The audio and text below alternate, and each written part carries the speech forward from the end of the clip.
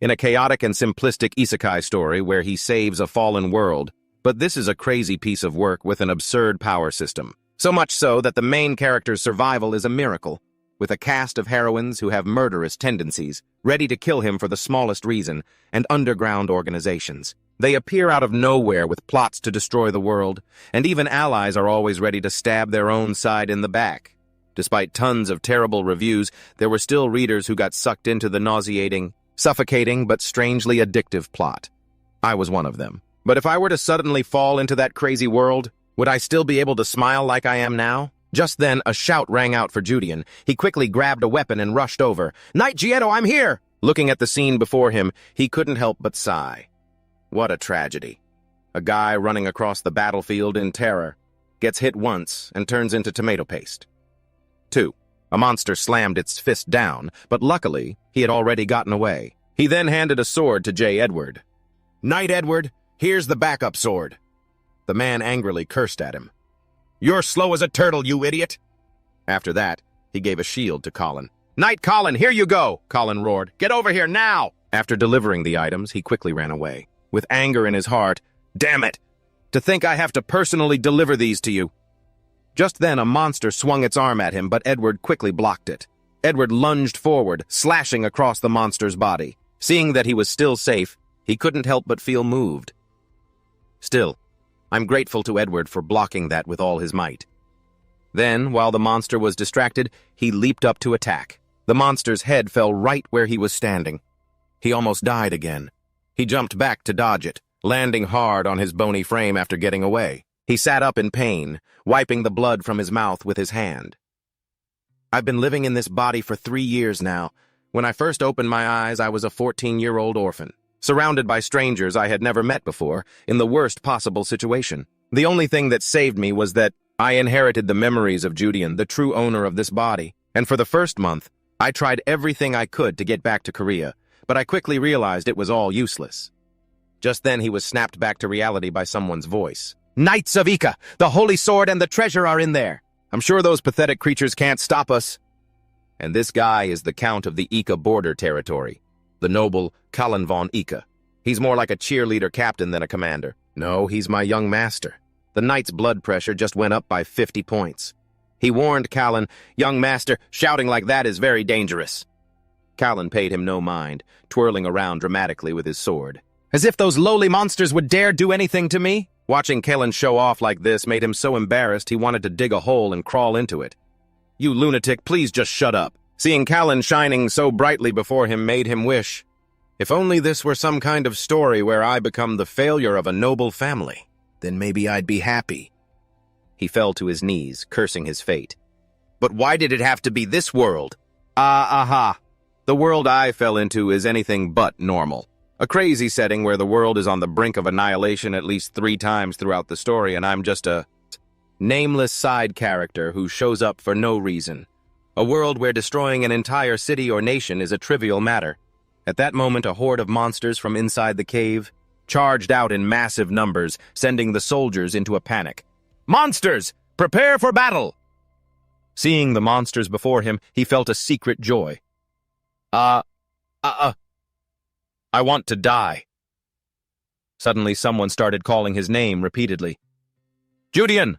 Judean! Judean! I don't even know why I came into this dungeon anymore." Just then, he was being slapped hard across the face. "How could you handle things so poorly that the Count himself found out? Weren't you a commoner, hired as Kalen's servant, to prevent this exact kind of thing from happening?" This woman was Countess Lusa of the Ika domain. He said in pain, "I'm sorry." Lusa continued to tear into him. "If anything happens to Kalen, I will grind you into dust and drink you." He was being unfairly blamed for something he didn't do, so he glanced over at Kalan, but Kalan quickly looked away. He was furious, thinking to himself, "Can I quit, or should I just kill her?" 1. Kalen is the eldest son of the Ika family and the future heir to this border territory, and he's famous throughout the region as a notorious good-for-nothing. After being berated, he dragged himself back to his room, exhausted. 2. The troubles I've had have generally been like this. 3. When he reminded Callan, "Young master, you and your friends stole 3 purebred stallions from Baron Hamon's manor. This is a letter of complaint." Callan waved his hand dismissively. Handle it yourself. He continued, Lord Theo is demanding the return of his family's heirloom sword. Kalen emphasized 3 words. Handle it yourself. Seeing such irresponsibility was driving him insane, but he tried his best to remain calm. Lord Boyton is at the front gate with a sword, saying he'll make the young master pay for touching his younger sister. Kalen continued, Handle it yourself. He refused to back down, reminding him, Young master, the Count is furious because you've recently been in contact with the underworld. Kalen started to say, Handle it your... But before he could finish the sentence, he froze and blurted out a question. What did you say? Then Cullen began to pace back and forth nervously. Oh, damn it. He definitely knows, right? Standing to the side, he confirmed, Of course he does. He was furious enough to lose his mind. This is the 5th time this month. He clutched his head and said to Kalen, I warned you this would happen. Getting involved with that bunch will only bring you trouble. So, while I was away on business, you went and got yourself into trouble? Kalen, looking terrified, quickly denied it. That's not what happened. You lunatic. Why do you insist on making my life so damn hard? Hanging out with underground criminals. A cancer on the entire empire.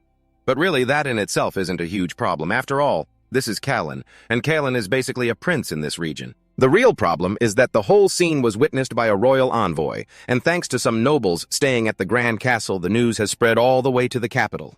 Seeing my murderous glare. It made Kalen so scared he denied everything. But I'm the young lord, right? I think if I just go undercover... Mad, he thought. Kalen, turning pale, tried to explain. I was thinking maybe we could find the entire organization, not just the small fry. He quickly pointed at Kalen. Ha! So you're planning to use this to score some merits, are you? Kalen was struck speechless by his words. Seeing him like that, he could only sigh in frustration. Lately, illegal slavery, drugs, and loan sharking have been rampant along the border. The central government ordered a strict crackdown, a central management delegation from the Mauryan Empire. But the Count just waved it off. He told them not to worry about it. He shouted, reminding Kalan, and now his own son has given them a reason to interfere. He agonized over what to do. What am I supposed to do now? If something happens to Kalen, I'll definitely be ground to dust. This kind of situation wasn't supposed to happen until the main storyline begins. I can't let it happen now. Suddenly, someone's hair fell. 1. He sighed in resignation. 2. Then, with a gleaming bald head, he smiled and said, My lord, you are definitely going to lose your position as young lord. You'd better start preparing to enter a monastery. Hearing this, Kalen immediately called out, Judean, wait! In the capital, Nevin, where the Emperor's influence is absolute, an incident like this is enough to get you beheaded. If that happens, my head will roll too. He considered his options. There's only one way to overcome this crisis. A safe way. 1. Kalen went and knocked on a door. From inside, a voice called out, Come in. Both he and Kalen entered anxiously. The man before them spoke. You've come, son. As soon as they entered the room, both of them broke out in a cold sweat. Then, he silently decided, I'm going to expose every single one of that brat's dirty deeds. This stern man was the Count of the border region, Jikart von Ika, the frontier count. The person beside the Count looked at him with sparkling eyes as if to say, You've been through a lot, haven't you? He was the commander of the private night order under the Count, Daisy von Hausen, captain of the Lionheart division. His eyes lit up looking at Daisy. I'm always so grateful that Sir Daisy understands me. Seeing his sparkling eyes, Daisy could only sigh helplessly. But this time, this cannot be overlooked. That brat caused this mess when I couldn't keep an eye on him. What else could I have done? But you should have handled things better, the Count spoke up. I've heard everything from the head butler. This time you've caused a huge mess, haven't you? Do you have any idea what kind of people you were associating with? As he spoke, he pointed at Kalen, causing him to stammer nervously. That was... The Count reminded him, that is one of the organizations that the 5 great royal night orders had to personally step in to dismantle. Hearing that, he was shocked, while Kalan was left speechless. Hearing the Count's words made him anxious. This seems more serious than I thought. If it's reached the point where the royal night orders have to intervene, then the scale of the group he got tangled up with is far beyond my imagination. As such, our Ika family now owes the royal family a great debt. The Count made his decision. Kalen, prepare to enter the monastery. Kalen refused, slamming his hand on the table. Father! The Count replied irritably.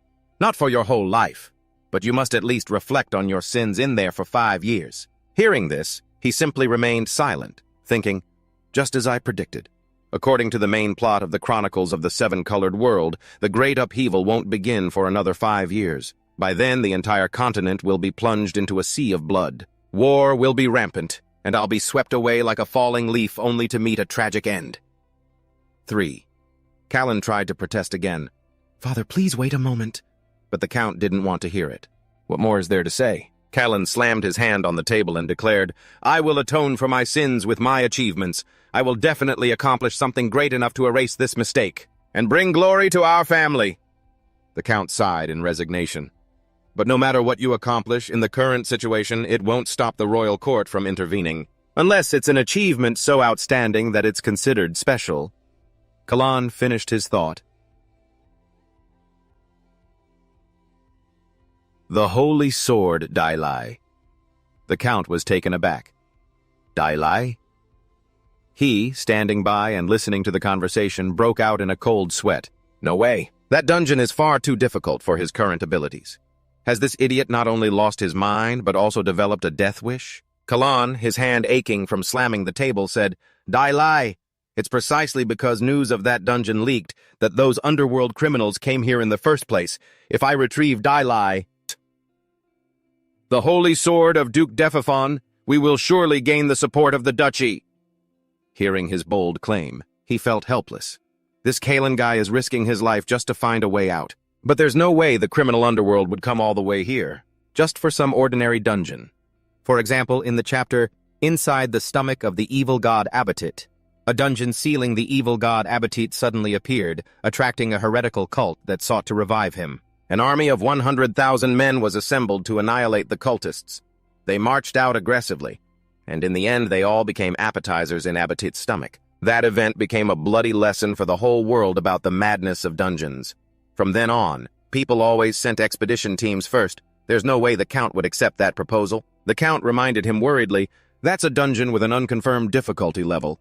Even though it's within our territory, we can't just send troops rushing in like that." Callan grabbed his hand tightly, insisting, "I will succeed, I swear it. Please, Father, just trust me this one time." To suddenly have his son grab his hand and plead like that, it left the Count speechless. On the side, he was smugly thinking, no way. Losing both his heir and his main forces. Unless the Count has gone mad, how could he dare? Suddenly, the Count spoke up in agreement. "Very well. He was stunned. "What?" The Count continued. "This time I will trust you. I'll dispatch 30 knights, including Jazid. Since you've promised, you must retrieve the Dai Lai." Hearing this, he was too shocked to speak. "My lord," the Count paid him no mind and said, "Judean, I'm counting on you to take care of Callan." Seeing this father-son duo act so foolishly was driving him mad. This is a disaster!" The Count had great faith in Callan. "I believe in you, son." Being trusted by his father made Callan happy. "I will definitely retrieve the Holy Sword and return, father." The Count was also pleased. "That's my boy."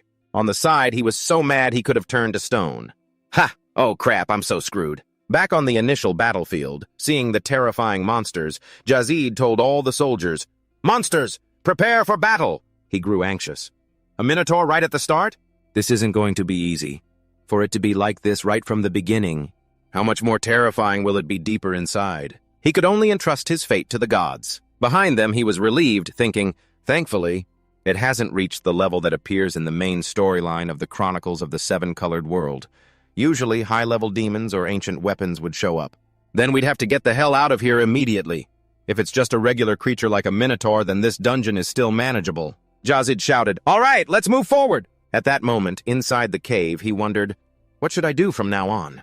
Just 3 years after the original story begins, the continent will be ravaged by a war with the demon race, and 15 years after that, humanity will be driven to near extinction. But there's still time before the apocalypse. Between now and then, I'll save up a ton of money and go live as a hermit in the mountains. I'll create my own happy ending.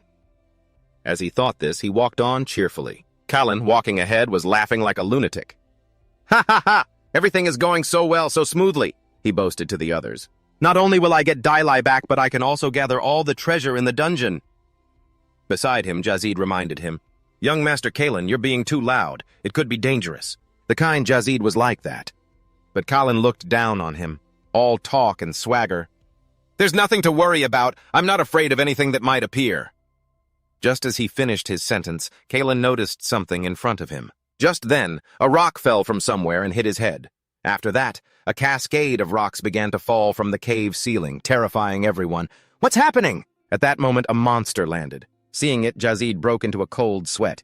Damn it, he announced. We've walked into a trap. Everyone was now blocked from the front and back with no escape. A line of monsters stood in their way, prompting Jazid to charge forward aggressively. We'll force our way out, he ordered. Group 1, push back the golems. The rest of you, protect the young master. The monsters slaughtered the men in the back. They screamed for help. Help us! Seeing Kalen want to stop, he immediately grabbed his hand and pulled him along. Young master, this way! Suddenly he was startled. Huh? Why are those things coming after me? The monsters chased the two of them deeper inside. Jazid suddenly appeared, leaping high into the air and slashing down at a monster. He yelled, Young master! Then turned to look, only to see the monster was completely unharmed. What the hell is this? Kalen pleaded, Judean, help me!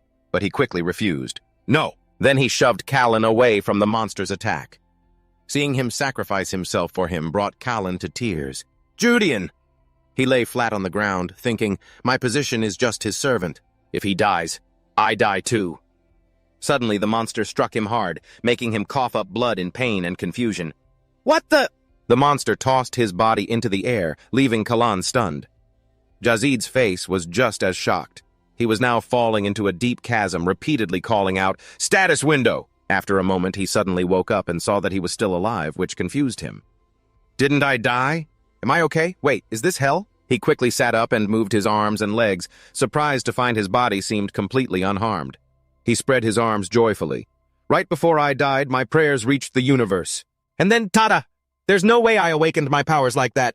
But where is this place? He looked around, recalling from the original story that this was a dungeon in the demonic abyss, formed from the magical power of a negative dimension, not some kind of spell. If it weren't, there couldn't possibly be a light this blinding. Suddenly a voice echoed from somewhere. You're awake. Startled by the voice, he looked over to see a single crimson eye appear, terrifying him. What the hell is that? He was so scared he foamed at the mouth and passed out. The creature saw this and called out again, Hey! He finally woke up for the second time and politely apologized. Sorry. It's just that you look so ugly, so I... The creature, annoyed, interrupted. And that's supposed to be an apology? Whatever, I'll let it slide. You're the first human I've met in 1,000 years. I thought only those with divine status could find this place. But today has been full of surprises. The creature continuously prodded him with its limb, a look of fascination on its face which annoyed him. This thing doesn't even have a mouth, yet it talks so much. He quickly moved away and asked, Where is this? It quickly replied, This is the place where I was sealed. Ruins built 3,000 years ago by the fallen civilization known as Adora. He was confused. Adora? He started sweating nervously. I've never heard of the civilization called Adora in the original story. I need more information about this thing. With that thought, he reached out his hand and asked it, So you're sealed in these ruins? It nodded cheerfully. That's right. I've never been assigned a master, so I've been in a state of hibernation until now. The moment you entered this space, my ego awakened. Hearing this, he suppressed his fear and asked, So, what are you? It immediately introduced itself. I am a 7th-generation surveillance-type artificial intelligence, left behind by the Adora civilization. My name is Akadia. The introduction surprised him. An artificial intelligence? At first glance, I thought it was the legacy of some evil god, but it has a name that sounds like paradise? Akadia stated its wish. I want you to become my master. What do you say? The offer made him anxious. Master? He began to weigh his options. If I refuse, I wonder what kind of trouble I'll be in. With that thought, he began to ask a question. If I do that, what's in it for me? Before he could finish, Akadia stabbed him right in the forehead with its limb, causing him immense pain. A notification window appeared before his eyes. In my current situation, this is the only ability that can help me survive. He looked at the stats on the panel and was shocked. Name, Judean, age, 17, descendant of the Ika family. Strength, 5, agility, 7, stamina, 7, mana, 0, total combat power, 1. Seeing the meager stats, he couldn't help but complain, "What are these pathetic stats? Wait a minute, is this a real status window?" Arcadia explained, "It doesn't have quests like in a video game, but you can see an opponent's stats. They're quantified based on the master's stats. Although, there is one drawback. If the stat difference is too large, you won't see the exact numbers."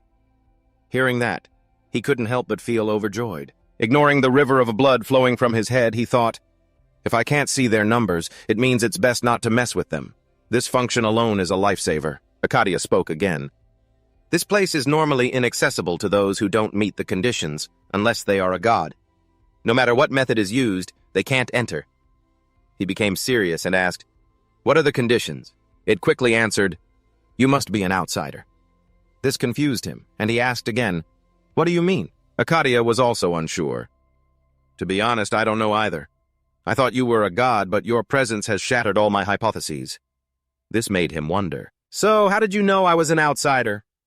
It quickly replied, "Based on whether or not the main core of my body, which is currently sealed elsewhere, reacted. It also means you have the right to retrieve the terminals that my creator scattered everywhere." The more it spoke, the more terms he found confusing. He asked again, "Terminals? What are those?" Arcadia patiently explained, "They are the first-generation collection-type artificial intelligence, Atazato, the second-generation exploration-type artificial intelligence, Ellison, the third-generation recovery-type artificial intelligence, Utopia, the fourth-generation transport-type artificial intelligence, Kimun, the fifth-generation combat-type artificial intelligence, Sambala." Oh, such great legacies. And there is also the sixth-generation restoration-type artificial intelligence, Eden. Those are the 6 auxiliary AIs that my creators left behind. Each time you collect a terminal, of those generations I can use its corresponding specialized ability, and if you collect all the terminals, my main body, Rasa, which is currently sealed externally, will be fully activated. After hearing the long explanation, he sank into deep thought. If what it says is true, I might be able to do something I never thought possible before. I might even be able to rewrite the ending. Having thought it through, he made his decision. "All right, I agree to become your master." "Yes!" Arcadia praised him. "A wise choice." He made this choice because the world was about to fall into chaos. It's best to start preparing now. Finally, the two of them formed a pact. Arcadia said cheerfully, "Then I look forward to working with you, Master." He replied with equal joy. "I look forward to working with you too, Adi." Hearing him use that name, Arcadia was very pleased. "Adi, that name has a nice ring to it. For now, since my main body is still sealed, I can't fully support you, Master, but if we collect the combat AI, Sambala, I'll be able to face even gods. Do your best, Master." Arcadia's cheerfulness gave him a strange feeling, as if he'd been tricked somehow. At that moment it asked, "So what do you plan to do now?" He stood up decisively. "First, I have to get back to my group. After we get through this crisis, we'll figure out how to collect your terminals." Seeing his refreshed demeanor made Arcadia happy. "That's the spirit, Master." Fortunately, Adi knew everything about the dungeon's layout. Entrances, exits, traps, shortcuts, and so on. According to Adi, I was fated to be smashed flat on the floor and meet my ancestors, but luckily, Adi sensed my presence and woke up just in time, pulling me out of danger and helping me survive. The thought of death made him shudder. I was actually this close to dying. For all I know, this could just be a prank from that damn author. Suddenly, he spotted something. A human corpse appeared before his eyes, making him curious. Who could that be? He was stunned. To not only get past the dungeon's central core, but to make it all the way here. If this person was an adventurer, they must have been top tier. Arcadia told him the identity of the corpse. He was an adventurer who infiltrated this place once, about 15 years ago. He avoided all the monsters above and made it this far. But because he didn't meet the conditions, he couldn't open the door and eventually died after a long struggle. Hearing this, he couldn't help but feel a pang of pity, to suffer so much just to reach the very end of the dungeon, only to find out it required a key he could never have. Seeing him touching the corpse, Arcadia broke into a sweat and asked, "What are you doing, Master?" He replied, "Collecting his belongings. No matter how tragic his story is, I've got to take what I can get." Out in the world, collecting items from the dead is a familiar custom for adventurers. Arcadia was puzzled. "A custom? I seem to recall we agreed to call that grave robbing." He chuckled slyly and denied it. Not at all. Just then, he pulled out a very valuable-looking watch. This pocket watch looks like it'll sell for a good price. Oh, it might even fetch 10 gold coins. Looks like this was a pretty wealthy adventurer. His name is Abert. Abert Zetten. Huh, that name sounds familiar. Suddenly he flinched, realizing something. Abert? Seeing his reaction, a confused Acadia called out, Master! He trembled as he looked at the name tag on the corpse in front of him, then recoiled in fear. What? Why? Why that name? That's the name of the main character from the Seven Colored World Chronicles. He tried to calm himself down. Calm down, deep breaths. According to the timeline, this shouldn't be happening yet. His real name was Legalung, 19 years old. After failing his college entrance exams, he went looking for a truck to get reincarnated, and as a result, he was actually hit by a truck and transmigrated to another world. He was reincarnated into the family of a minor lord, received a blessing from the creator god, and possessed the legendary divine weapon White World and the holy sword of Zandia, the god of order. And so began his journey as the universe's chosen one. The first part of the Seven Colored World Chronicles was mostly scenes of him smashing the skulls of demons. Back in the present, the corpse on the ground left him confused. But what the hell is going on here? No, there's no conclusive evidence that this skeleton is the main character yet. At least there's one silver lining. This skeleton's adventuring gear is from the Northern Kingdom.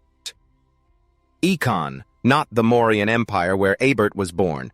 And what's more, this body is fully grown, while the main character was very self-conscious about his short stature. So this build seems a bit too large to be Abert's. So what in the world is going on here? Acadia asked curiously, Is something wrong, Master? He quickly denied it. No, it's nothing. Based on the timeline, the main story hasn't even started yet, so Abert should still be living a normal life as a child. Still, I'm a bit worried because the distance to the main character's homeland isn't that far. Once I get out of this place, I can pay to verify his situation myself. No need to panic. And if I get the chance to meet Abert, these items could help me build a relationship with him. Please, I pray this is all just a misunderstanding. He followed Acadia's directions. This way. Based on the map, Acadia continued to guide him. There are monsters and traps straight ahead, so I advise turning right. He looked at Acadia, turning pale. Man, this guy is a breeze to travel with. Just then, he saw Kalen's group. He happily ran towards them, waving and calling out, Young Master! Suddenly, Dezid turned on the defensive. You bastard! Halt! One more step and I'll cut you down! Having a sword suddenly pointed at him left Acadia confused. What is this? He gave a forced laugh. Ha! Are you abandoning your post? Or was this your doing? Dezid shouted, disbelieving. Impossible! There's no way Judean, who fell into the chasm, could have survived and returned like this. It's obviously a doppelganger trying to trick us. Hearing this, he broke into a sweat, thinking, well, he's not wrong. Dezid continued to yell, Who falls into a chasm and comes back this unscathed? If you're not an imposter, he stammered. Sir Dezid, actually, when I fell, I was lucky enough to grab a branch growing from the cliff face. Then I suddenly saw a cave below. It was probably set up by some other adventurer, prepared for an emergency. Thanks to that, I survived. I was lucky I didn't run into any monsters on the way back. So yeah, I was incredibly lucky. But Dezid didn't believe him, pressing his sword ever closer to his neck and shouting, Silence! Frightened, he insisted, It's true, I'm telling the truth. Dezid demanded, Prove you're the real Judean. You have 10 seconds. Or else I'll strike. 1 second. 10 seconds. The sword drew a cut on his neck. He said, Come on now. Then yelled out in anger, Cynthia! He quickly spilled Dezid's secret. That time you were flirting with the employee, Cynthia, at the Havana drop shop, the owner caught you red-handed. You grabbed her by the waist, crying and begging her not to go back to her mother's house. You were desperately begging for forgiveness. After hearing this, Dezid quickly said, Wait, what nonsense are you spouting? As he spoke, he looked around, afraid that everyone would find out. He asserted once more, Captain, what he said is the truth. Only then did Dezid slowly lower his sword. It's not that, well... Seeing that Dezid was no longer a threat, he breathed a sigh of relief. I'm probably gonna get my ass kicked by Sir Dezid after this, but for now I just need to survive. Seeing that he was alive, Kalan ran over and asked happily, Judean, what took you so long, huh? Dazid awkwardly called out to young Master Kalan, who ordered him, saying he was bored to death without him here. Get in formation, you slowpokes! Seeing Kalen's shitty attitude, he thought to himself that he was still the same as ever. Dazid tried to reason with him. Young Master, no matter how you look at it, he's in way too good of a shape to have survived that incident. So what if he doesn't listen? He looks exactly the same as before, doesn't he? Dazid replied in frustration, That's precisely the problem, sir. Cullen didn't care. Whatever, forget it. If anything happens, Sir Dazid will take care of it. We're almost there anyway. Don't waste your energy on pointless things. He felt relieved, thinking that at least he was still alive. Dazid turned back and called out, Let's go! Akadia observed the surroundings and warned, The killing intent hasn't completely faded. He was confused. We're almost at the very end of the maze, but no one is paying us any mind. Akadia began to explain. To be more precise, they can't sense us. The people of this world cannot perceive our presence unless we choose to reveal ourselves. He wondered, Then what about me? Akadia stated, You are an outsider, and also my master. Hearing this, he fell into deep thought. An outsider. If they've only just noticed my presence now, then perhaps this isn't some hack-like ability exclusive to the possessed host. This means, besides me, there are others who have transmigrated into this world of the seven-colored chronicle. At that moment, something appeared before everyone. It radiated killing intent. They saw a sword gripped tightly in its hand. Callan said, There it is. The being overflowing with killing intent appeared, its face ghastly. It was a death knight. Callan eagerly prepared to charge. Oh, that's the holy sword, Dalai. The information from the Duke was correct. Then the one who betrayed the Duke's family and fled 55 years ago must be Sir Simi Simon. Seeing them approach, the Death Knight rose and spoke. How disappointing. More knights from the Defifon family? Dazid ordered, Surround him! He then said, Sir Simi Simon, why did you betray the Duke's family and steal the holy sword? Did you abandon your title as a knight just to become a thing like this? Hearing Dazid's accusation, Simi scoffed. Betrayal? You fools don't even realize the ground beneath your feet is rotting. You aren't worthy of an answer. As soon as he finished speaking, Simi summoned skeleton soldiers, surprising Dazid. Skeleton soldiers? He reassured everyone, Don't panic. Squads 2 and 3 handle these small fry. Squad 1, follow me and take down that traitor. The moment Dazid finished his words, the entire group charged toward Simi. The two sides clashed, evenly matched. The MC grew confused. What's with that guy? Why doesn't he just fall? He even seems stronger than at the beginning. Simi's arm was slashed, the bone breaking, but it immediately began to regenerate. He laughed mockingly. Is that all you've got? Dazid cursed in a fury. Damn it! This bastard's vitality and mana, hell, they're endless. A soldier reported, Captain, the skeleton soldiers are regenerating as well. At this rate, we'll collapse from exhaustion before we can defeat him. Ignoring the dire situation, Callan commanded, Soldiers, hold the formation, knights do not retreat. Watching from the side, he felt helpless hearing such thoughtless commands. He turned to Akadia and asked, Adi, what do you see? She quickly replied, An outside force is interfering, Master. Hearing this confused him. An outside force? Akadia gently reminded him. You can see it too, Master. Try using those eyes. Hearing that, he quickly understood. Those eyes. Ah, that's right. With that, he quickly activated his eyes and immediately saw Simi's status window. Name, Simi Simon. Class, Death Knight, DECH-9. Age, unknown. Title, Knight of Death. Loyal Knight. Bound undead. Strength, 127. Agility, 102. Stamina, 192. Mana, 54. Total combat power, 9,260. Trait, currently linked to the dungeon core, granting temporary immortality and infinite mana. Total combat power, 9,260. Trait, currently linked to the dungeon core, granting temporary immortality and infinite mana. After reading the status window, he grew curious. Linked to the dungeon core? Just then he was startled to see a red stone glowing deep within. Akadia explained, That is a blood magic stone. A high-level magic stone often used as a dungeon core or a mana reservoir. For an immortal mage. This dungeon was originally the magic workshop of a mage from 500 years ago, so the amount of accumulated mana inside is immense. If we don't take special measures, we will be wiped out with our current strength. He grew excited and asked Akadia, Is it possible for us to destroy that thing? She reminded him, The blood magic stone itself isn't too durable, but can you break through their lines to reach it? Meanwhile, Simi continued to control the skeletons, making them fight the soldiers ferociously. Seeing this, the MC could only say in fear, He's insane. Akadia stated the reality of the situation. If you rush out now, they will definitely notice you. With your current physical stats, The probability of death is 90%. Suddenly, he turned to look at the soldiers without saying anything, causing Arcadia to call out curiously, "Master?" He clenched his fists in angry helplessness and asked, "Isn't there any other way?"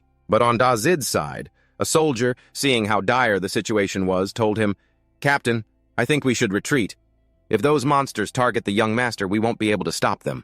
Dazid hesitated, knowing that Kalan would never easily order a retreat. Just then, a soldier shouted an order, "Everyone hold the young master back." Kalan was still straining against the soldiers, desperate to get to the sword. I have to get that sword!" Dazid was sweating bullets, racking his brain. "There has to be a way to break this stalemate," the man behind him shouted in frustration.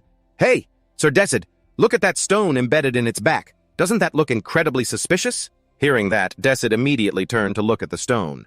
Is that a blood demon stone? How could I not have noticed it?" "This is Anothchit's order. Can you two find the right moment to destroy that core?" Anoth, while fending off a skeleton, replied, "Captain, it's impossible.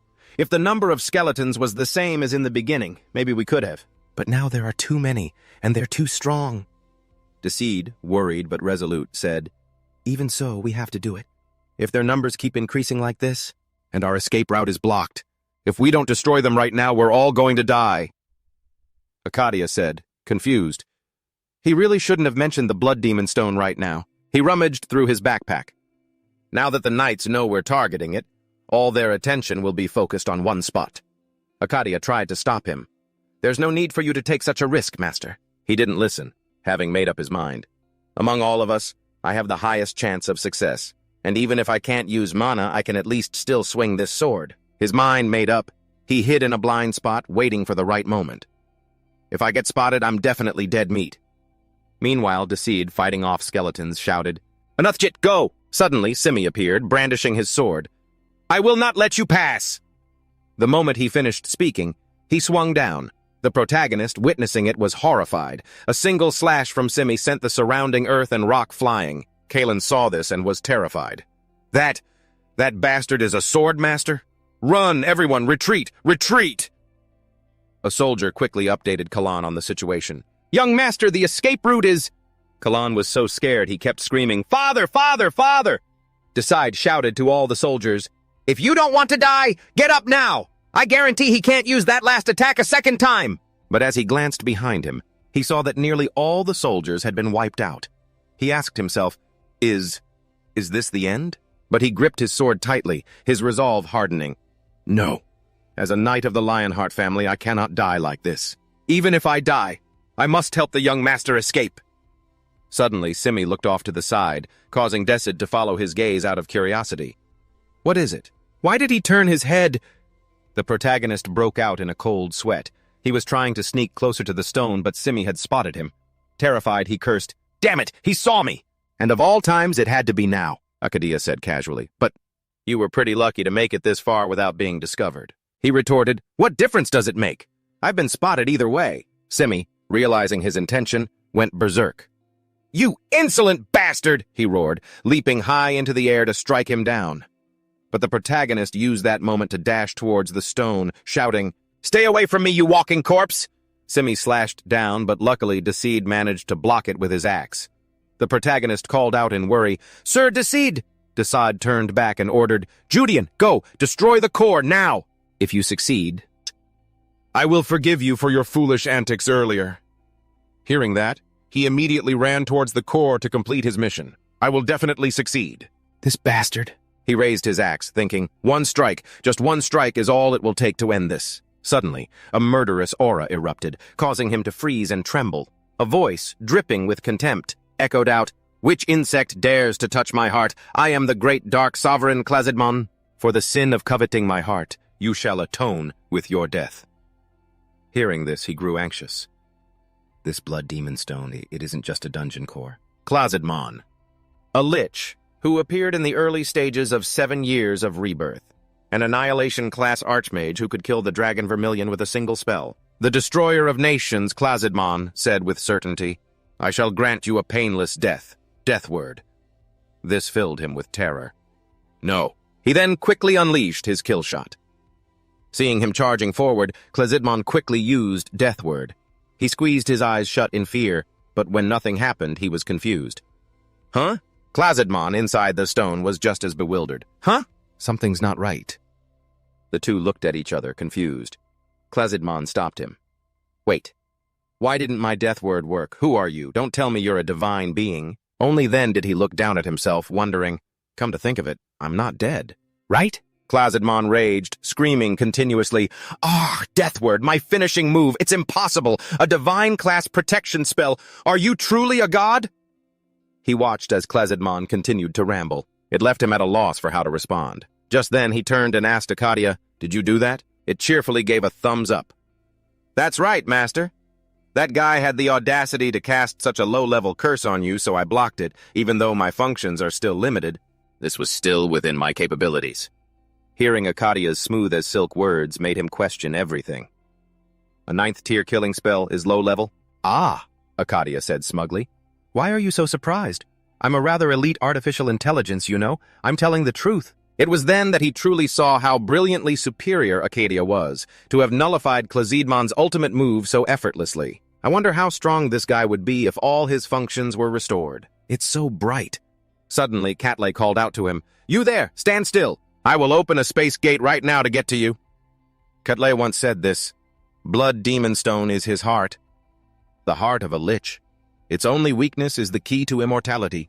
Thinking this, he smirked and then said slyly, Oh, is that so? He raised his axe, full of curiosity, wondering if Catlay even understood what a contractual relationship meant. Besides, didn't she say this blood demon stone was structurally weak? Akadia answered, Yes, master.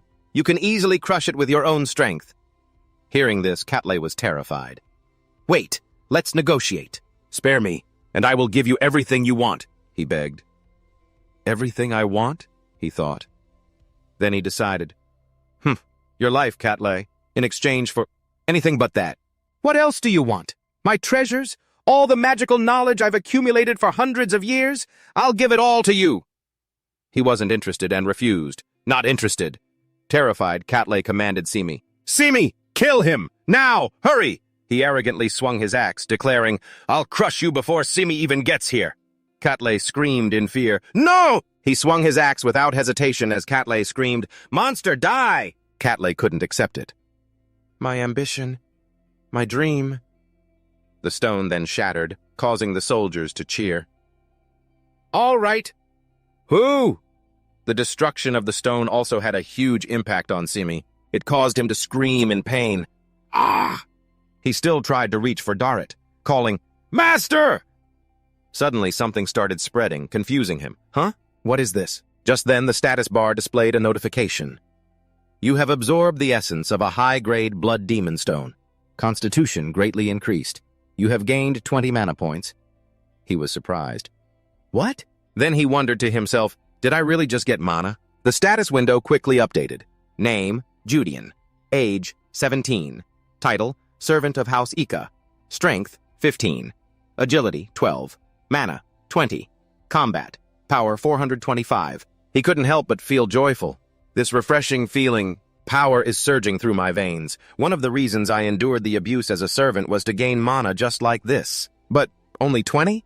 From a 500-year-old blood demon stone? That's it? Suddenly, Akadia spoke up.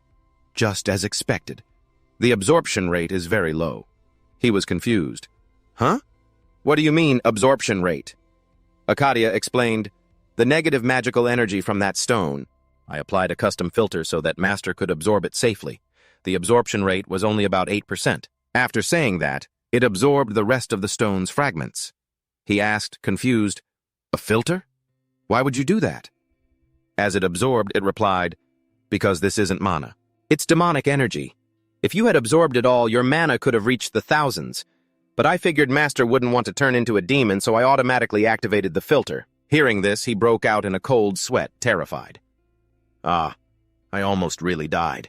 Right after the blood demon stone, my skull would have been the next thing to get crushed. Just then, Darit and the soldiers approached, calling out, Judian! Being called so suddenly made him flustered. He worried, if they see me absorbing demonic energy, the next thing to be crushed really might be... Suddenly, Darit placed a hand on his shoulder and then praised him. Thanks to you, Judian, you did a great job. Everyone applauded enthusiastically, while Akadia popped out from somewhere and said, I will maintain a suitable distance. After retrieving the sword, the whole party returned to the city. As soon as they returned, the Count laughed joyfully. "Ha ha, my son, your father knew you would succeed." Kalen happily replied, "Thank you, father." The Count, immensely proud, said, "Now no servant will dare doubt your abilities anymore. You are the future of House Ika." Kalen, extremely arrogant, said, "With my talent, this result was a given." The Count immediately chimed in, "That's right, that's right." The Count continued to flatter him. "Once you inherit my position, our family will finally reach true glory." Standing to the side, he could already see this house was doomed. "I never thought I'd get to witness the fall of Count Ika's house with my own eyes." The Count was thrilled with the spoils. "Incredible! Convoys of treasure! The family's assets have increased exponentially!" "In about a week, someone from the Duke's estate will arrive to appraise the Holy Sword. Even if the Duke himself doesn't come, it will be someone no one dares to underestimate. Kalan, no matter who it is, you must make a strong impression on them." Kalan affirmed seriously, "Yes, father." The Count continued his endless praise. "Thanks to this campaign, your reputation will spread throughout the Empire, and since Duke Devafonte is also involved, this is bound to happen." Kalen's face was one of pure ecstasy, savoring the moment. It made him feel helpless, just watching this father-son duo. If people knew this dungeon belonged to Catliman, Colin would become a world-renowned knight. But it's probably for the best to keep this a secret. I'm tired enough of the stress as it is. What if he gets famous and messes up? This makes sense. I still have to play the role of Kalen's servant for a while longer. Seeing Kalen's incredible achievement, the Count was relieved. Now I can send him out into society with peace of mind. "Kalan and Judean." "Yes?" Being called, he quickly knelt. "Yes, my lord." The Count began to reward him. "Darit and the knights all spoke very highly of you."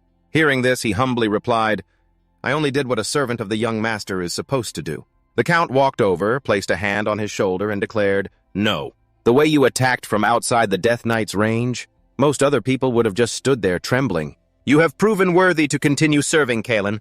I wish to continue entrusting my son to you."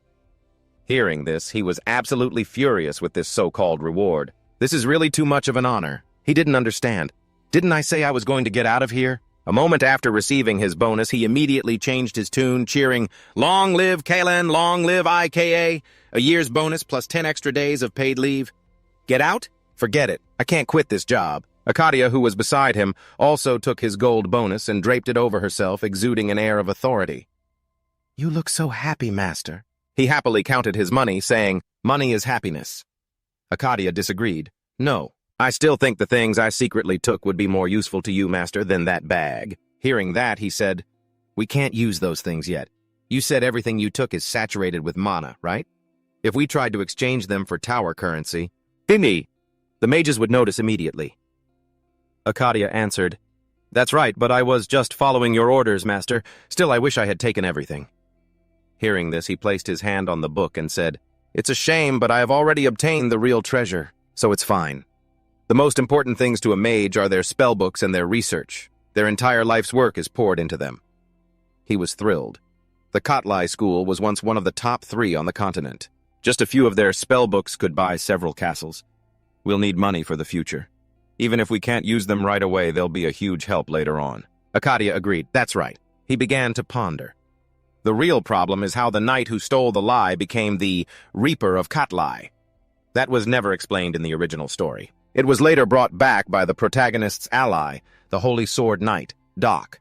He brought it back after visiting his family, or so I think, but it never specified how he got it. The story moved on to the war with the monsters, so the author probably just skipped over those small details. That guy, he didn't steal it just out of greed. He must have a deep connection to the monsters. Our first major enemy will be the monster race. To recover your terminal, they will be the biggest obstacle." Hearing this, Akadia said with determination, "Then we just need to wipe them all out." Hearing this, he agreed. "Right. When Kotlai died, it forced the monsters to act. He had posed as a court mage for the Johan Kingdom. For someone like that to die so suddenly, the monsters in Johan will make their move. For our future, we have to get the demon sword." Akadia was confused. "The demon sword? Isn't the holy sword more effective against monsters?" He explained cheerfully, "The holy sword is hard to obtain. And our divine aura would just attract monsters. Look, it's like this. I'd die 10 times over if I had to get it alone, but right here in the IKA region, there's a demon sword. Akadia asked curiously. Really? He confirmed, that's right. If we can get it, things will be much easier. The demon sword, Diablo, Bajan village, with a population of about 500. Bajan village was a fairly large village in the IKA territory. Suddenly, someone begged, Judian, please, I'm begging you. It was Mako, the village chief of Bajan, near the IKA territory. He was furious and didn't want to accept. Chief, I came here to rest. I had no plans to do any work. Before recovering Diablo, I planned to take a short break in my hometown. At first, I thought something serious had happened, but in reality, Mako was crying pathetically. Please, I'm begging you, Judian. Mako clung to him tightly and explained the situation. I just received notice that the tax collector will be here in a few weeks. Not only are the numbers wrong, but the paperwork is a complete mess. If we don't fix it, there will be big trouble. You're the only one who can do this. Seeing him whine on and on like this, he decided to accept.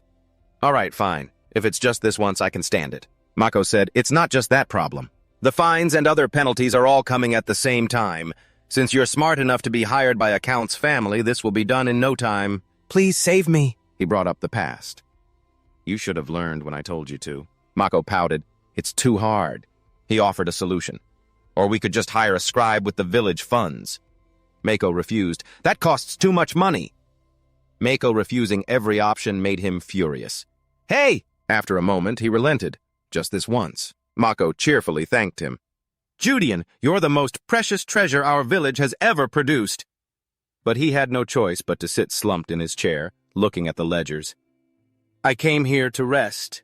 But Mako said brightly, Judian, tonight we're having beef that I hunted myself. I'm just going to the storehouse for a bit. Hearing that piqued his curiosity. Really? I came here with nothing, but thanks to the chief, I've survived.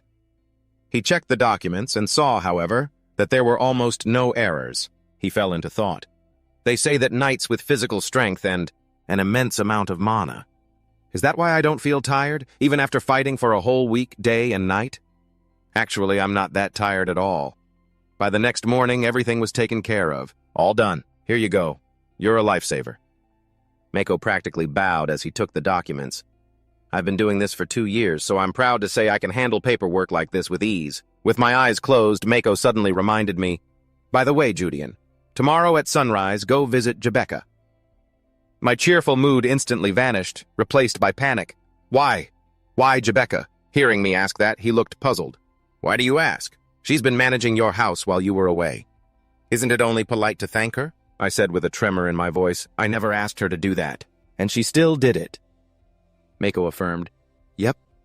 She said she had to manage the house until you came back, and she went there every day. She's got 3 guys in the village who are head over heels for her, you know. And yet she's managing an empty house for you. Be a man, Judian. I clutched my head in fear. He's really... Suddenly, I dropped to my knees in terror.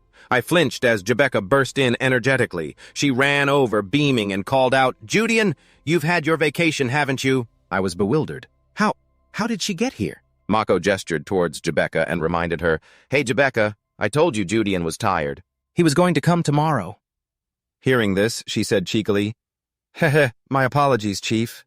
I looked at Mako, my face pale, and whispered, Chief. He quickly apologized. Jebeka pouted. You know, you don't have to act like that. I turned away in fear. I'm sorry. Jebeka. Her full name is Jebeka von Luzon. She's better suited for a big city than this village. A beauty far too stunning for a place like this. On top of that, she's lively and has received countless confessions. I've heard rumors that some nobles have recently taken an interest in her. If it weren't for the village chief's protection, something terrible might have already happened to her. Normally, a man who rejects such a beauty would be called a party pooper. But I don't want to get involved and die. The real reason I left this village to follow Kalin was also because of Jebeka, a demon eater who absorbs demonic magic and turns it into blood sorcery. Jebeka Luzon, she's one of the heroines of this universe. And within the protagonist's party, she's the obsessive heroine who stabs him in the back while whispering words of love. This is Jebeka's true form, Luzon. Judging from her castle-like atmosphere, Jebeka is a demon hunter who inherited the blood of her parents, half demon, half human. A few years ago, she was almost kidnapped by those who wanted to target that bloodline. When I realized what was happening, with the help of the village chief and the local militia, I saved her. Ever since then, Jebeka has shown deep affection for me, eventually even telling me her full name. I immediately ran to Count Ika's estate after receiving his offer. Those emerald eyes and that orange hair. They say they turn crimson when she fully awakens, don't they? Noticing me staring, Jebeka asked shyly, "What are you looking at? Are you falling in love?" I quickly denied it. "Ah, no, it's nothing." I thought helplessly. At first, the name Jebeka was so common I didn't realize who she was. By the time I figured it out, we were already close. So I couldn't keep my distance, and as a result, I've handled everything so clumsily. Yes? She happily ran off. "I'll go get the salad and stew from my house." "Wait just a moment, Judean!" I quickly tried to stop her. "Ah, no! You don't have to do that." I watched her go, thinking to myself, but I don't see the madness from the original story yet.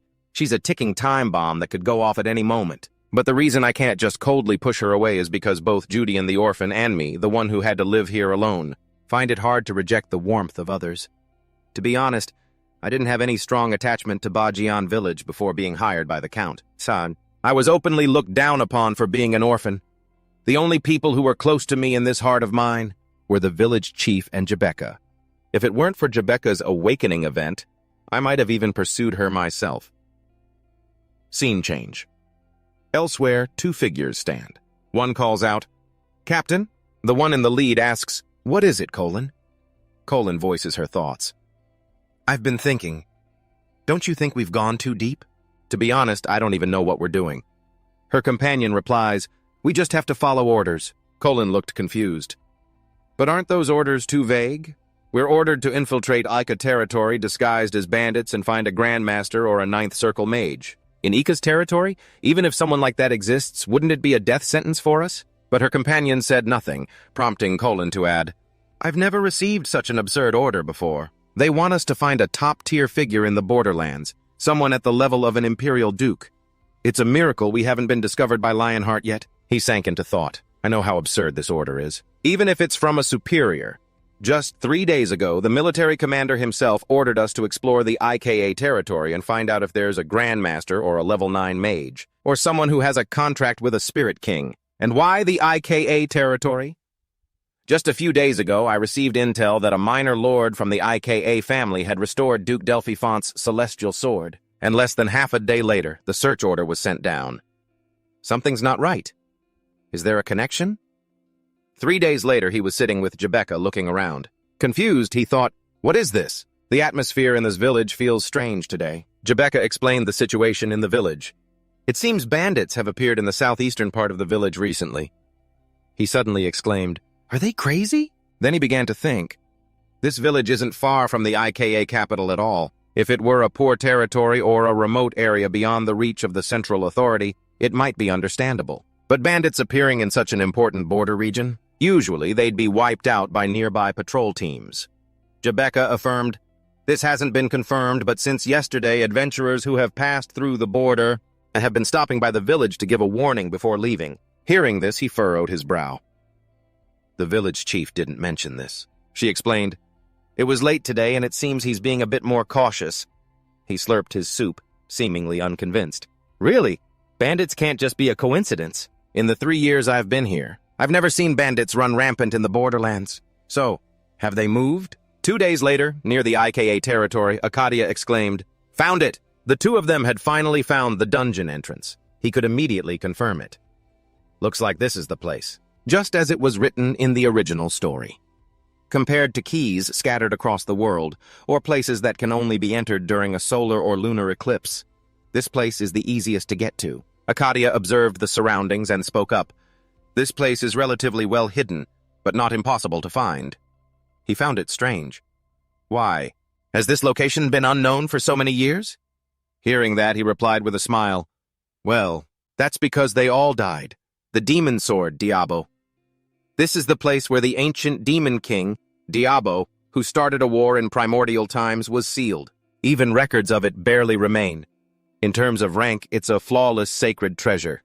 Even when compared to the original Zandia sword, this is a weapon that can only be obtained after overcoming the most difficult trials. However, this sword is currently stuck in an empty cave with no guardians or monsters standing guard. The reason it's still here, still without a master, is because the moment someone tries to touch it, they are cursed and vanish without a trace. Even if they were great dragons. If it's resurrected right now, before the main story even begins, it would be a disaster on a scale large enough to overturn the entire board. This means, if I can control its power, I'll have enough strength to reshape the entire board.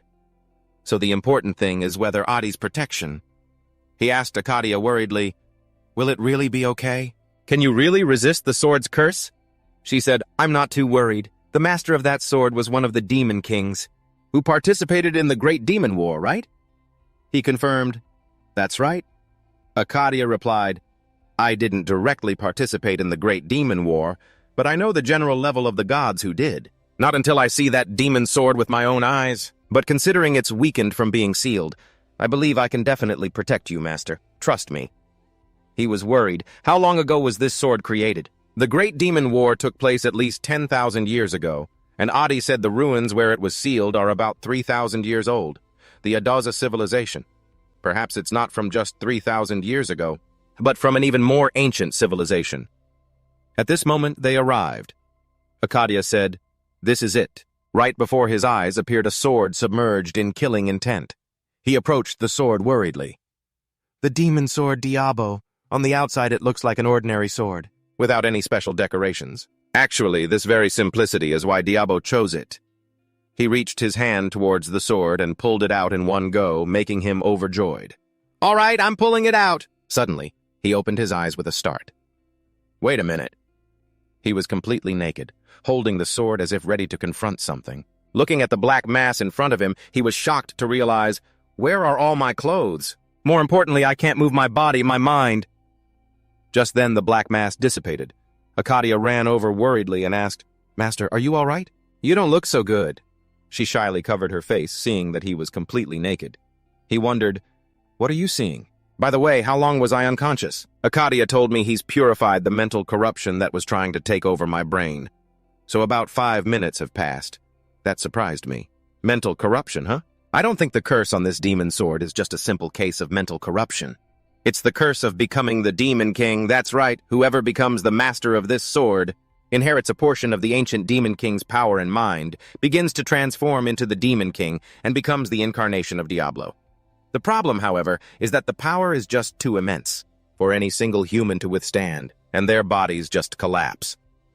Thanks to Akadia, I was able to avoid the curse of becoming the demon king and can still use the sword. Right, this is enough. Right. Even though I can't unleash its full power because of the curse, Diablo himself is powerful enough to overwhelm any ordinary magic sword. He suddenly looks around, curious. Huh? What's that sound? Suddenly, a voice echoes from the sword. Is this really the first human I've encountered in thousands of years? And in the end, he'll die, unable to withstand the curse. Another failure. Damn it. 2 arms appear from within the sword, leaving him bewildered. What the hell is this? Diablo says, I'm so bored of being trapped in here. That damn Archangel Uriel, if only I could get out of this place. If there was just one being who could withstand this sword's curse, I would use all my power to help them without hesitation, but that's impossible, isn't it? How could a mere mortal withstand a curse that even a dragon lord couldn't handle? He said the promised time is approaching. I'm so bored, I think I'll just go back to sleep. Diablo cheers him on. Hang in there, human. Don't be defeated by this curse. You can do it. At that moment, he finally speaks up. Hey, but Diablo just keeps on talking. Be strong, huh? Looking annoyed, he snaps, You're being too loud. Diablo is stunned. Huh? You're still alive? No human has ever survived more than 30 seconds holding this sword. Wait a minute. Has time been distorted from being sealed for so long? It hasn't even been 10 seconds. Are you really okay? Yeah, he says, scratching his head. I'm fine. Diablo is incredulous.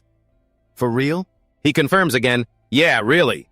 Diablo can't believe his ears. Impossible. This curse was designed by the archangels themselves using complex rituals.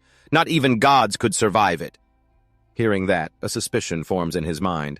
Wait, maybe they were demons instead of angels?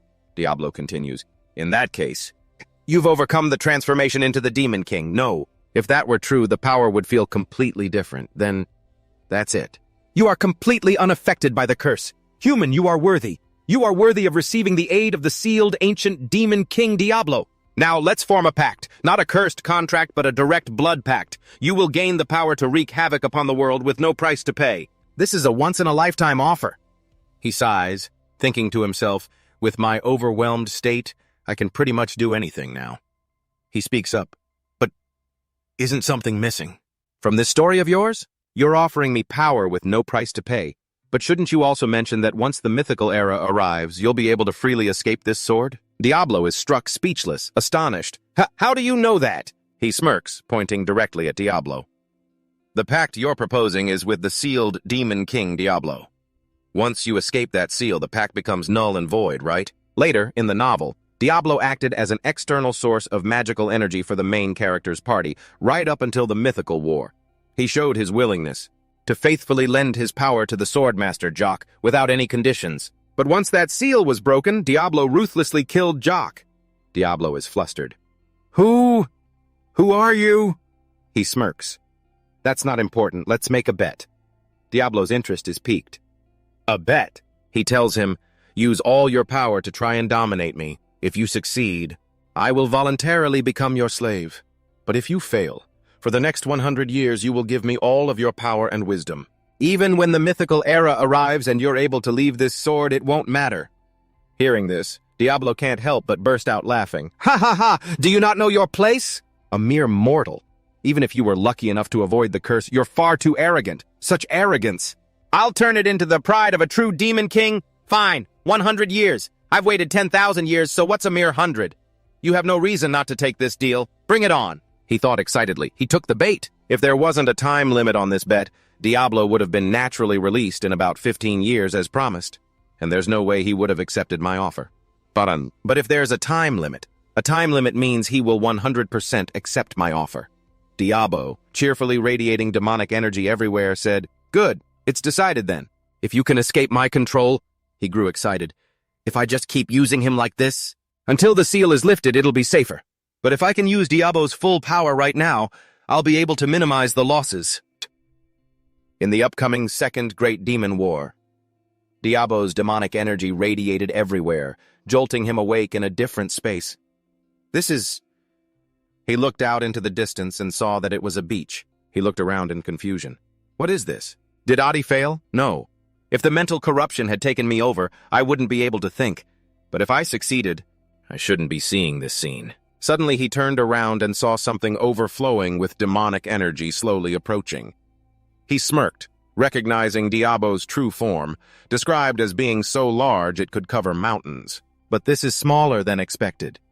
Diablo approached him and praised, Truly surprising. Could it be that a human really received the hidden blessing of the gods? Diablo truly couldn't believe it. Impossible. A human blessed by a hidden god actually exists? Hearing him say that made him wonder. The hidden god? Is he talking about Adi? Adi clearly said it was an artificial intelligence created by a civilization, but with power like that, it's not strange to be mistaken for a god. Diablo spoke arrogantly. But it seems even that blessing can't protect you completely when an incomplete bloodline like this appears. Seeing the scene before him, he couldn't help but feel worried and anxious. What does it mean that this scene is happening?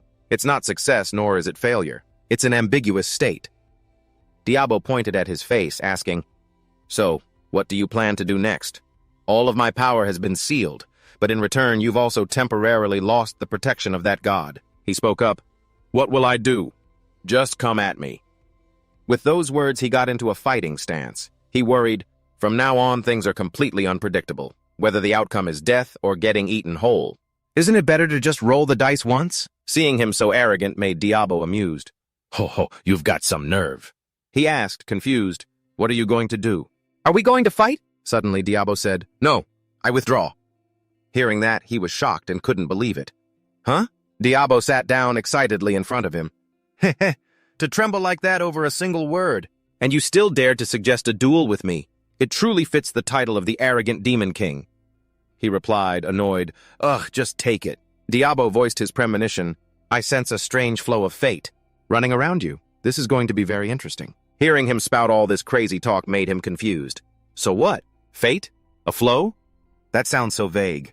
What are you going to do about it? Diablo stated his decision. It means I will voluntarily cooperate with you, kiddo. Hearing that, he was stunned. Huh? Diablo said, I have a feeling that following you might be a lot of fun. Besides, if I subdue you right now, I won't have to confront that other entity." As soon as he finished speaking, Akkadia's enormous eye appeared, watching the fight. It made him freeze. "Holy crap, you scared me. What is that? Did Diablo get me while my guard was down?" Akkadia apologized to him. "My apologies, Master.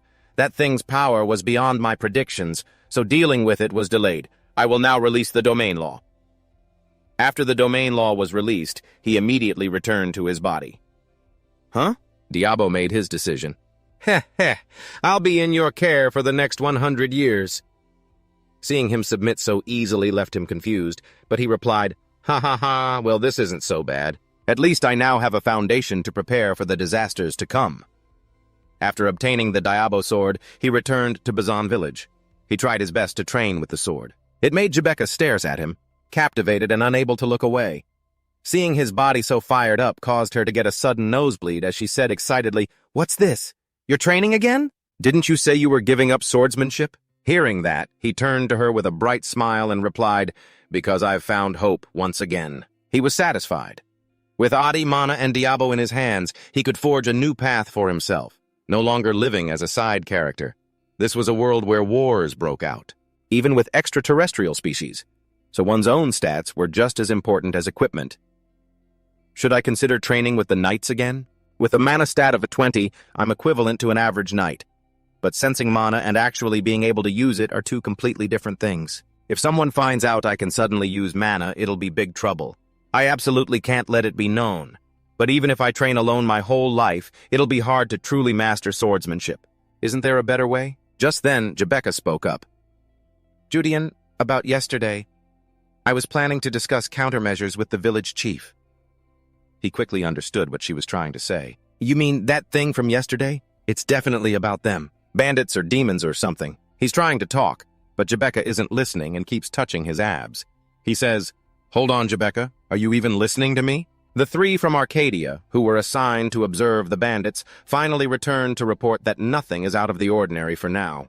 He tells Jebecca that requesting aid from the main manor is a separate issue. "We should at least make some basic preparations, but of course the best outcome is if nothing happens." As he says this, he thinks, "But if things get really bad, I can probably handle it myself, so it should be fine." Suddenly, he's startled by a realization. Wait a minute. Could this be Jebecca's awakening event from the original story? Because I stopped Jebecca from being kidnapped, the original plot might have been derailed. Even though I couldn't just ignore it out of sympathy back then, the butterfly effect from this could be dangerous, deadly. Seeing him just spacing out makes her confused. She calls out, "Judian, what's wrong? Is there something on my face?" As she speaks, she flashes a breathtakingly radiant smile. He imagines the scene where Jebecca stabs him through the chest with a sword and, terrified, forces a laugh. "Ha ha, it's nothing." Late at night, it suddenly starts to rain. On a trail, one person is leading a horse, followed by another. The person in the back calls out, "Luciella, it's raining, slow down a bit." Hearing this, Luciella turns her head and says to the other person, "Uncle, they're saying the holy sword, Delay, which has been missing for 55 years, has been found. Aren't you excited?" The man replies gravely, "Luciella, we are not so weak that we must bet our fate on some symbolic holy relic." But she's still very interested. "Even so, I'm really curious. Even if Delay isn't the holy sword of the God of Order, it's still one of the most famous divine artifacts. And in the Empire, right?" The other person agrees, "You're right. But even if it takes some time to retrieve it, we should form a proper ceremonious team." Luciella doesn't care. "Oh, uncle, just you showing up is ceremony enough for House Ika." The man chides her affectionately. "If you hadn't dragged me along on this little duet of a trip, I wouldn't be in this mess right now." The two of them have entered the territory of the Ika County. The scene then shifts to a tower where Mako is ordering everyone, "Get this fence back up. Is this supposed to be a trap? Sharpen those blades properly. Are you trying to half-ass this? You idiots can't do anything right. Do you want to get us all killed? If you don't know what you're doing, go ask Judian. He used to serve the young master and has been through plenty of battles. Stop your whining and go ask him, and listen carefully." The villagers openly look down on him, saying, "We have to take orders from a filthy orphan. That guy used to beg in front of the village chief's house. He's really climbed up in the world now." Hearing this, he says nothing, which makes Arcadia worry. "Are you all right, master?" He replies somberly, "It's not that I'm completely okay, but this isn't the first or second time I've heard things like that. So honestly, I don't really care that much. But Arcadia doesn't see it that way. But your face says otherwise. Seeing his bitter expression, Diablo teases him with amusement. That negative expression really suits you. However, to have the one who is supposedly my contractor be mocked by that trash is not pleasant at all. With just a little bit of demonic energy, and I could turn them all into low-level monsters in an instant. Let's see now. Seeing Diablo about to deal with the villagers, he quickly stops him. Stop it, Diablo! Being stopped, Diablo feels a sense of regret. What a pity. It would have been an interesting show. He asks, you seem pretty eager to use your power. Diablo replies nonchalantly, I'm just bored. Suddenly, someone calls out to him. Hey, Judean! Just as he turns around, Mako informs him, the person you were looking for is here. He looks at the person with a dark gaze, thinking, a member of the Information Guild. The one I asked the village chief to send a request for not long ago. The person speaks up with a greeting, Hello, Judean of Ika. At this moment, inside the house, after hearing the information the person provided, he is shocked. Consent 2 was attacked? The person confirms, that's right. By now, the news has probably reached Count Ika as well. He considers, Consent 2 is a military fortress, so at the very least, they aren't just some spontaneous group of bandits within the Empire. Their true identity is likely... Before he can even finish, the person answers precisely, those bandits are, with a very high probability, soldiers from the Johan Kingdom in disguise who have infiltrated. They are currently hiding in the nearby mountain range. Once the pursuit force withdraws, they will immediately resume their activities, causing chaos in the neighboring regions. There have already been 3 regions attacked in this manner. Perhaps a large-scale extermination force will be formed soon, so the problem will be solved quickly, but I don't think the bandits are the issue. If it's just a cavalry unit, I can still handle them with my current strength. The real problem is whether there are demons or their minions mixed in among them. If that's the case, then this battle will be much fiercer than I anticipated. Suddenly, Arcadia warned, Master, they are coming! Hearing that, he was surprised. Huh? That fast? Well, there's no other choice then, he thought. He immediately stood up, grabbed his cloak, and as he walked out the door, he called out, Hey, Diablo! Confused, Diablo asked, What is it? He replied, Lend me a hand. Hearing this, Diablo happily accepted. Of course. Why not? Think of it as a little entertainment. It'll be interesting to assess the abilities of this era's descendants. Suddenly, Diablo gave a kind reminder. But remember this, even if I lend you my power without a price, your current body is too weak to withstand it. Annoyed, he replied, I know that. Diablo said regretfully, if you'd just become a demon like I suggested, everything would have been so much simpler. He replied, I know that too.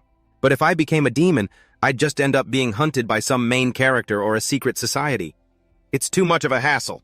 Suddenly, someone ran up to him, calling out, Judean! Jebecca was soaking wet, looking at him with worried eyes. It made him think, she looks so anxious. Could it be that her demon-eater blood is reacting to the danger? He walked over to comfort Jebecca. Don't worry, Jebecca. Wait for me here for 1 hour. I'll solve this quickly and be right back. The rain was still pouring down as the villagers faced the horde of bandits. Mako stood at the front holding a staff and shouted loudly, This is territory under the direct management of Marquis Ika. We've already confirmed it through the Information Guild. You're not just some wandering petty thieves. Hearing this, one of the bandits showed a look of contempt. Oh, is that so? Looks like the Empire's Information Guild actually does its job. I guess we were a bit too conspicuous with our rampage, so we got discovered quickly. It won't be long before those Ika bastards drag their whole army here. We've been suffering because of this damn order for days. So now we'll take it out on you lot and demand some compensation. Standing in a corner, he activated his ability on that man. He's as strong as a novice-level knight. His status window appeared. Name, Bernat Kato. Position, Captain of the 3rd Special Cavalry of the Johan Kingdom. Age, 32. Title, None. Stats, Strength, 17, Agility, 21, Stamina, 18, Mana, 15, Total Combat Power, 1,280. After a quick glance, he could confirm with certainty. He's definitely one of the ones who attacked the villages and hills. Recently, a battle is unavoidable now. Staying to fight now is suicide. He drew his sword and shouted, Village Chief Mako, order everyone to retreat, now! The villagers were bewildered. Huh? What's happening? Where do you brats think you're running off to, huh? Bernat spurred his horse forward, not forgetting to curse at his underlings. "You bastards, why aren't you chasing them yet?" Bernat quickly pursued Mako, his aura radiating with killing intent. It made the old man flee in terror. Bernard leaped forward, intending to finish Mako with a single strike.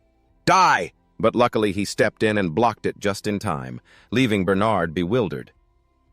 He blocked it? His sword is infused with mana, that bastard. He actually infused mana into his sword. He slashed downwards, knocking Bernat's sword away. Seeing his opponent's swordsmanship wasn't bad, he praised him. "You may be young, but your sword skills aren't half bad. Looks like I've finally found myself a real prize. Today's my lucky day." He quickly ran off, yelling back at Bernat, "Who said it's yours, you bastard?" Hearing that, he was startled. What? Then he furiously charged after him. "You dare to run away right in front of us knights?" Suddenly, arrows flew from out of nowhere, striking the bandits. Seeing this, Bernard quickly reined in his horse. He was enraged, cursing, "Damn stinking rats! They had this planned from the start! There were archers lying in ambush up high!" He turned back and smugly gave him the middle finger. "Just figured that out?" Bernat scanned his surroundings, deducing from the lack of any signs of life inside the village that the villagers must have been evacuated beforehand. Bernat and his underlings charged forward. "Wipe them out. There aren't many archers. Just be a little careful." "It's no problem. We'll corner them and kill them one by one." He laughed with smug confidence. "It's just a militia. They're just civilians with weapons. No matter how many of them there are, they're no match for us." As they were charging, one of the bandits was knocked off his horse. "What the hell? These damn brats!" He had just looked up when a sword was placed at his throat. He ruthlessly used Diablo to cut the man down. Bernard was shocked. "This guy knows how to use a sword? He's the one who blocked the captain's attack. Don't underestimate him just because he's young." Mako ordered. "Fire the arrows. Lure them all the way inside." At that moment, he dodged aside, revealing two archers who fired their arrows, striking down more of the bandits. One of the bandits approached Bernat for his opinion. "Captain, what should we do now? It seems they're well prepared. Should we wait for reinforcements?" He was furious. "Wait for reinforcements just to catch trash like this?" Bernard ordered. "Do not pursue for now." From a corner, the village chief's voice rang out. "Are you sure you're all right, Judean?" While observing the situation, he laid out his plan. "We need to thin the enemy's ranks as much as possible. Even with the skill gap, if we take advantage of the terrain, we still have a chance." Mako quickly refuted him. "That's not what I'm talking about. I'm asking how long you can hold out against those soldiers." Hearing Mako's question, he just smirked and said, "Ha, don't worry, I absolutely will not die." He thought back to a time when he would have struggled to deal with even one or two soldiers. But now, filled with confidence, I told Mako with certainty, "I'll be back.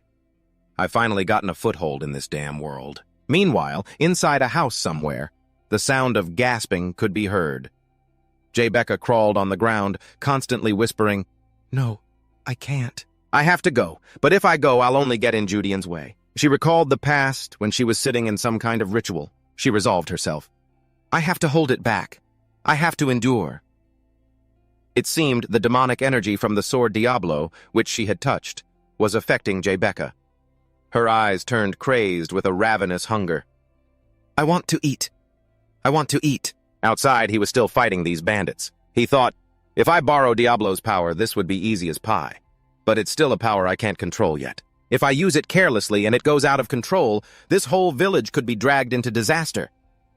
A terrified bandit exclaimed, You can use mana?"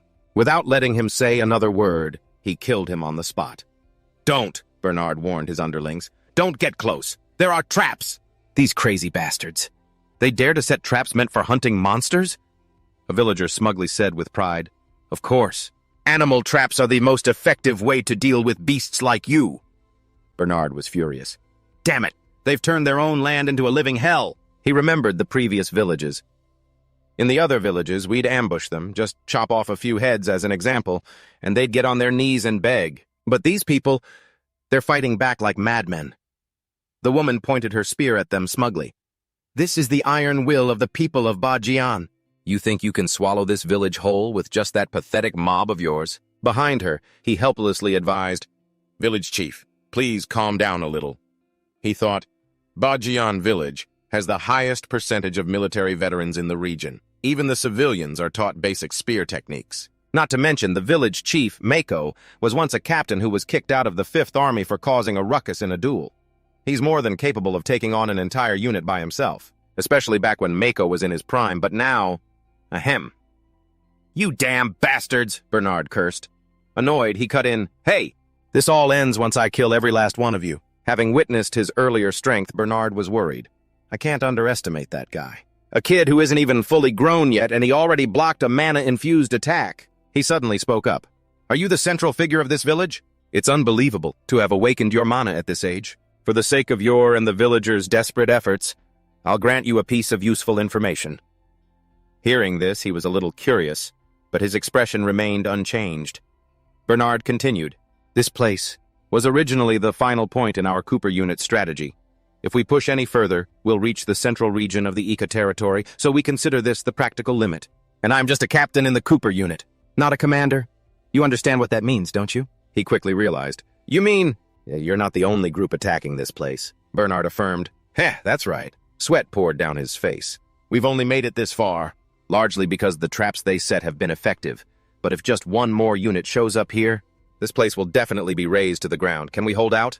Reinforcements from the main city of Ika are surely on their way, but the problem is whether the militia has the strength to hold out until then. Should I use Diablo's power?" He quickly shook himself out of it.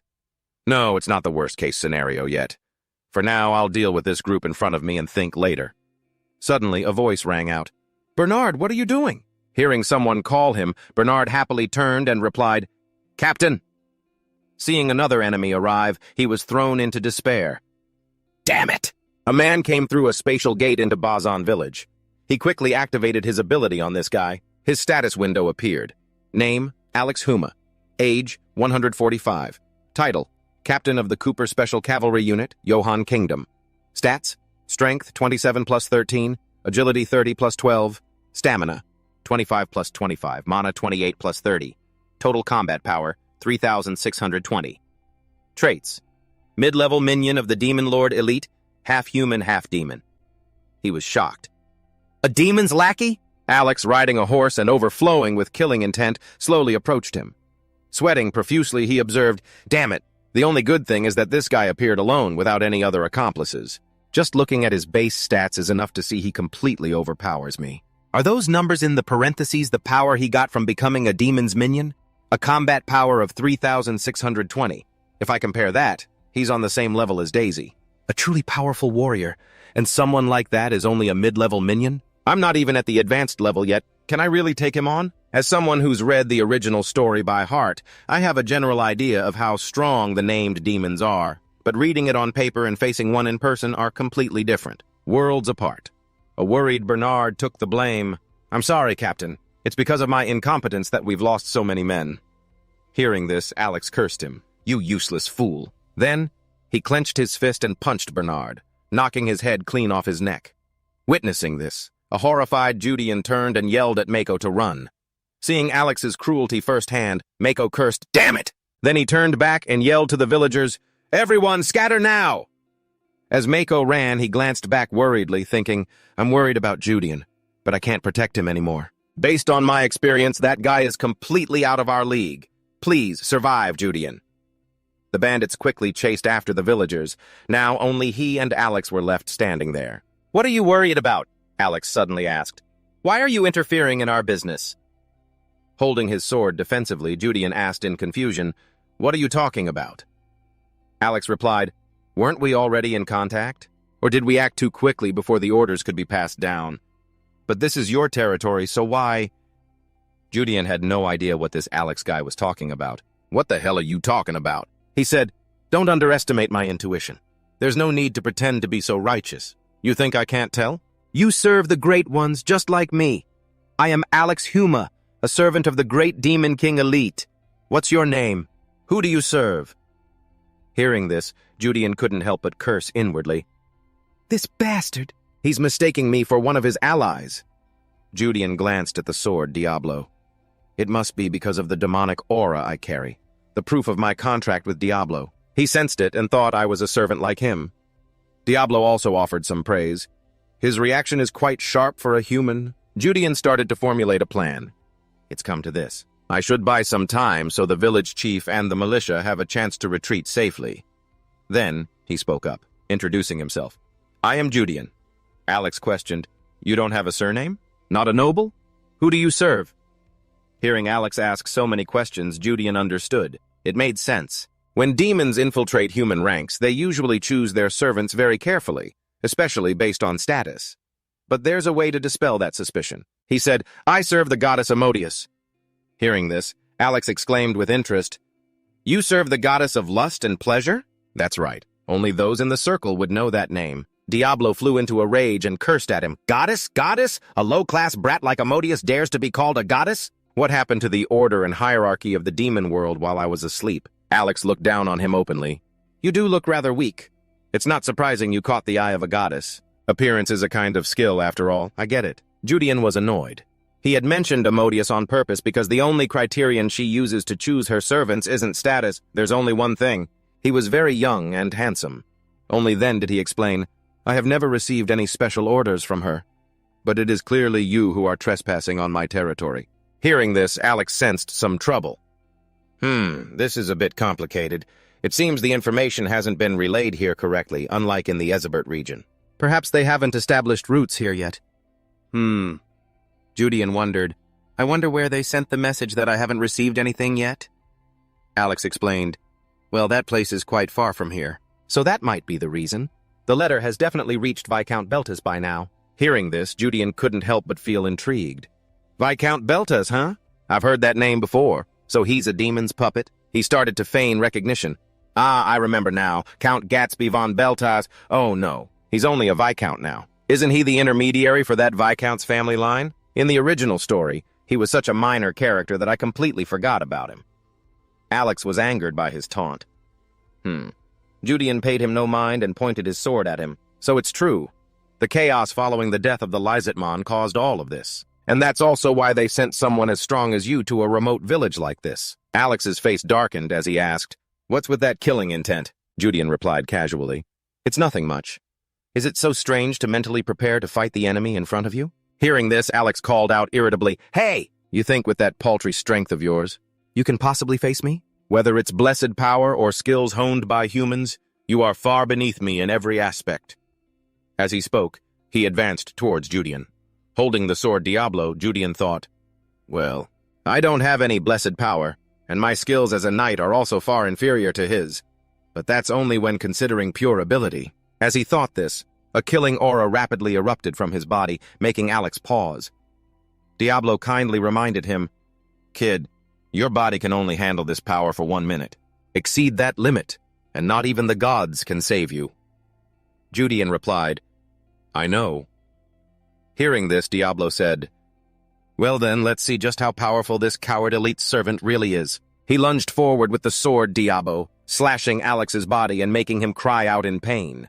The bastard tried to punch him, but he dodged it quickly. Taking the chance, he swung down on his arm. The hand fell off, and in agony, Alex wondered, What is this? Why isn't it regenerating? He asked smugly. Feels like your very soul is being torn apart, doesn't it? That's because Diablo's blade doesn't just cut the body. The reason the demon sword Diablo is considered a masterpiece is because later in the story it becomes a key element. One of the few weapons capable of killing a god. Diablo's power doesn't just inflict physical damage, it directly attacks the soul and divinity, a power that can wound even immortal beings. That is Diablo's true value. He smirked and said, At first I was planning to risk it all to get in close for a melee fight, but you let your guard down. That's your mistake. Refusing to give up, Alex attacked with his remaining hand. You think you've won with just this? But just as his fist was about to land, it was stopped by demonic energy, preventing it from reaching him. This terrified Alex. Why? My mana, it's being drained into that dark energy. That power is definitely not something the goddess of lust could grant. Diablo spoke arrogantly. Of course not. How dare you compare me to something so low class? He warned Diablo, quiet down. We're almost out of time. Alex still couldn't believe it. Impossible. A berserker personally blessed by Lord Elite. Before he could finish, he was slashed across his other arm, and then his entire body was hacked to pieces. He rushed forward, thrusting the sword straight through his heart as a finishing blow. Seeing that he had killed Alex brought him a sense of satisfaction. Normally, when fighting with mana, it pollutes the surrounding land and air, causing a demonic corruption, a very dangerous side effect. But another reason Diablo is so useful is that it can completely absorb the mana from other demons. By absorbing it like this, it leaves no trace of pollution or fear of being discovered. He proudly declared, "The time will come when I'll chop off the head of every damn demon in the Johan Kingdom." Alex faded away, but still cursed him angrily. "You damn traitor!" He grew contemptuous. "Still delusional? Just die!" One final sword strike completely finished him off. After defeating Alex, he let out a sigh of relief. Phew. He praised Diablo with satisfaction. To think it could absorb a whole person like that. It really is a demon sword. Flattered, Diablo grew smug. Heh heh heh, consider yourself lucky. If even a trace of demonic energy had been left behind, it would have been a huge problem. He affirmed, "I know." Diablo then voiced its question. "But why did you let that human girl go? Is she special to you or something?" Caught off guard by Diablo's question, he became flustered. "What kind of nonsense are you talking about? The demons might already be targeting Jebecca. This whole thing started because Kale disappeared." Diablo offered its own opinion. "If she's a descendant of that predator, it's not strange that the demons have their eyes on her. If she awakens, she might even become something worth watching. Why don't you awaken her and keep her by your side? She has a face that human men would be mesmerized by. Am I wrong?" Angrily, he shoved Diablo back into its sheath, scolding, "Shut up! If you had ever seen how much the main character in the original story suffered, you wouldn't be saying things like that. Whether Jebecca awakens or not is Abert's choice, the main character's. If I could, I'd just want her to live a normal life." He told Diablo, "Don't mention Jebecca again. I don't intend to get any more involved with her." Hearing this, Diablo sounded a little expectant. We'll see how things turn out. He thought to himself, if the original story continues and Jebecca becomes Abert's companion later, we might meet again, but not now. Just then, Arcadia sensed someone and warned him. "Master, someone is approaching." He was startled by the news. "What? Are those bandits back already?" Arcadia replied, "But they don't seem hostile. It's just an old man and a girl." He was confused. An old man and a girl? That's a bit strange for travelers on foot.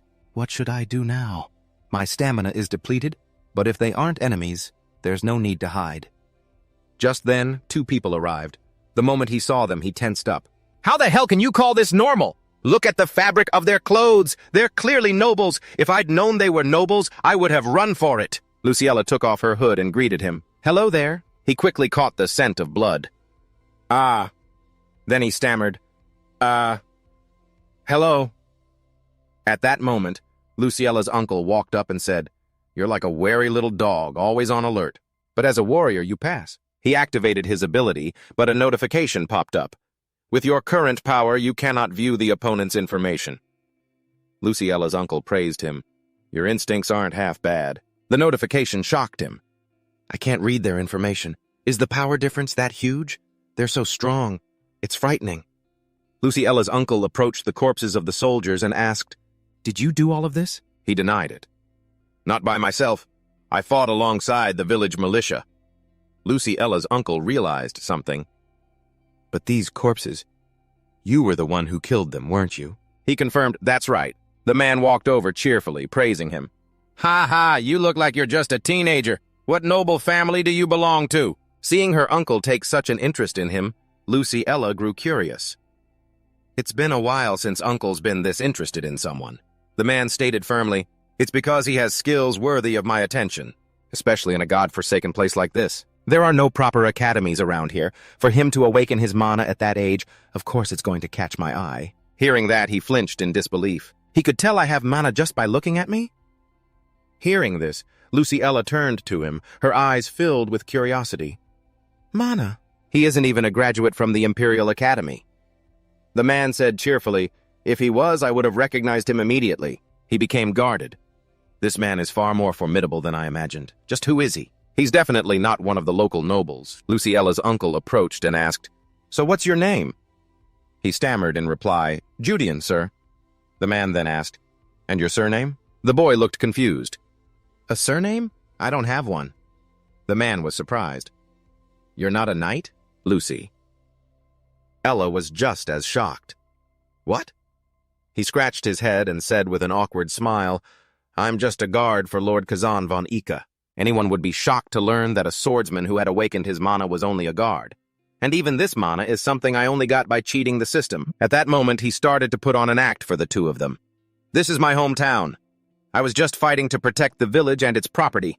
Besides, I also wanted to see what this new power of mine was capable of. He then turned to ask the two of them, "And who might you two be? I've never seen either of you around here before." He thought, "I've been a guard for years. I don't recognize their faces, not even from among the other nobles. Odds are they're from out of town."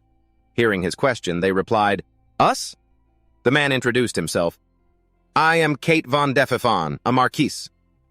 The young woman followed. "And I am Lucy Ella von Defifon." Hearing this, he couldn't help but be stunned. Kate von Defifon, the Empire's sword saint, the strongest swordsman still alive in the Mosian Empire, and the younger brother of Duke Defifon, the man who holds the true power in the current empire. A legendary figure who was formerly the commander of the Royal Guard, and that's not all. He's the predecessor to the Sword Saint Doke, the one who joins the main character's party in the original story. In other words, he's the previous generation's Sword Saint, and seeing him like this? It seems he's still active. And Lucy Ella? That name sounds familiar too.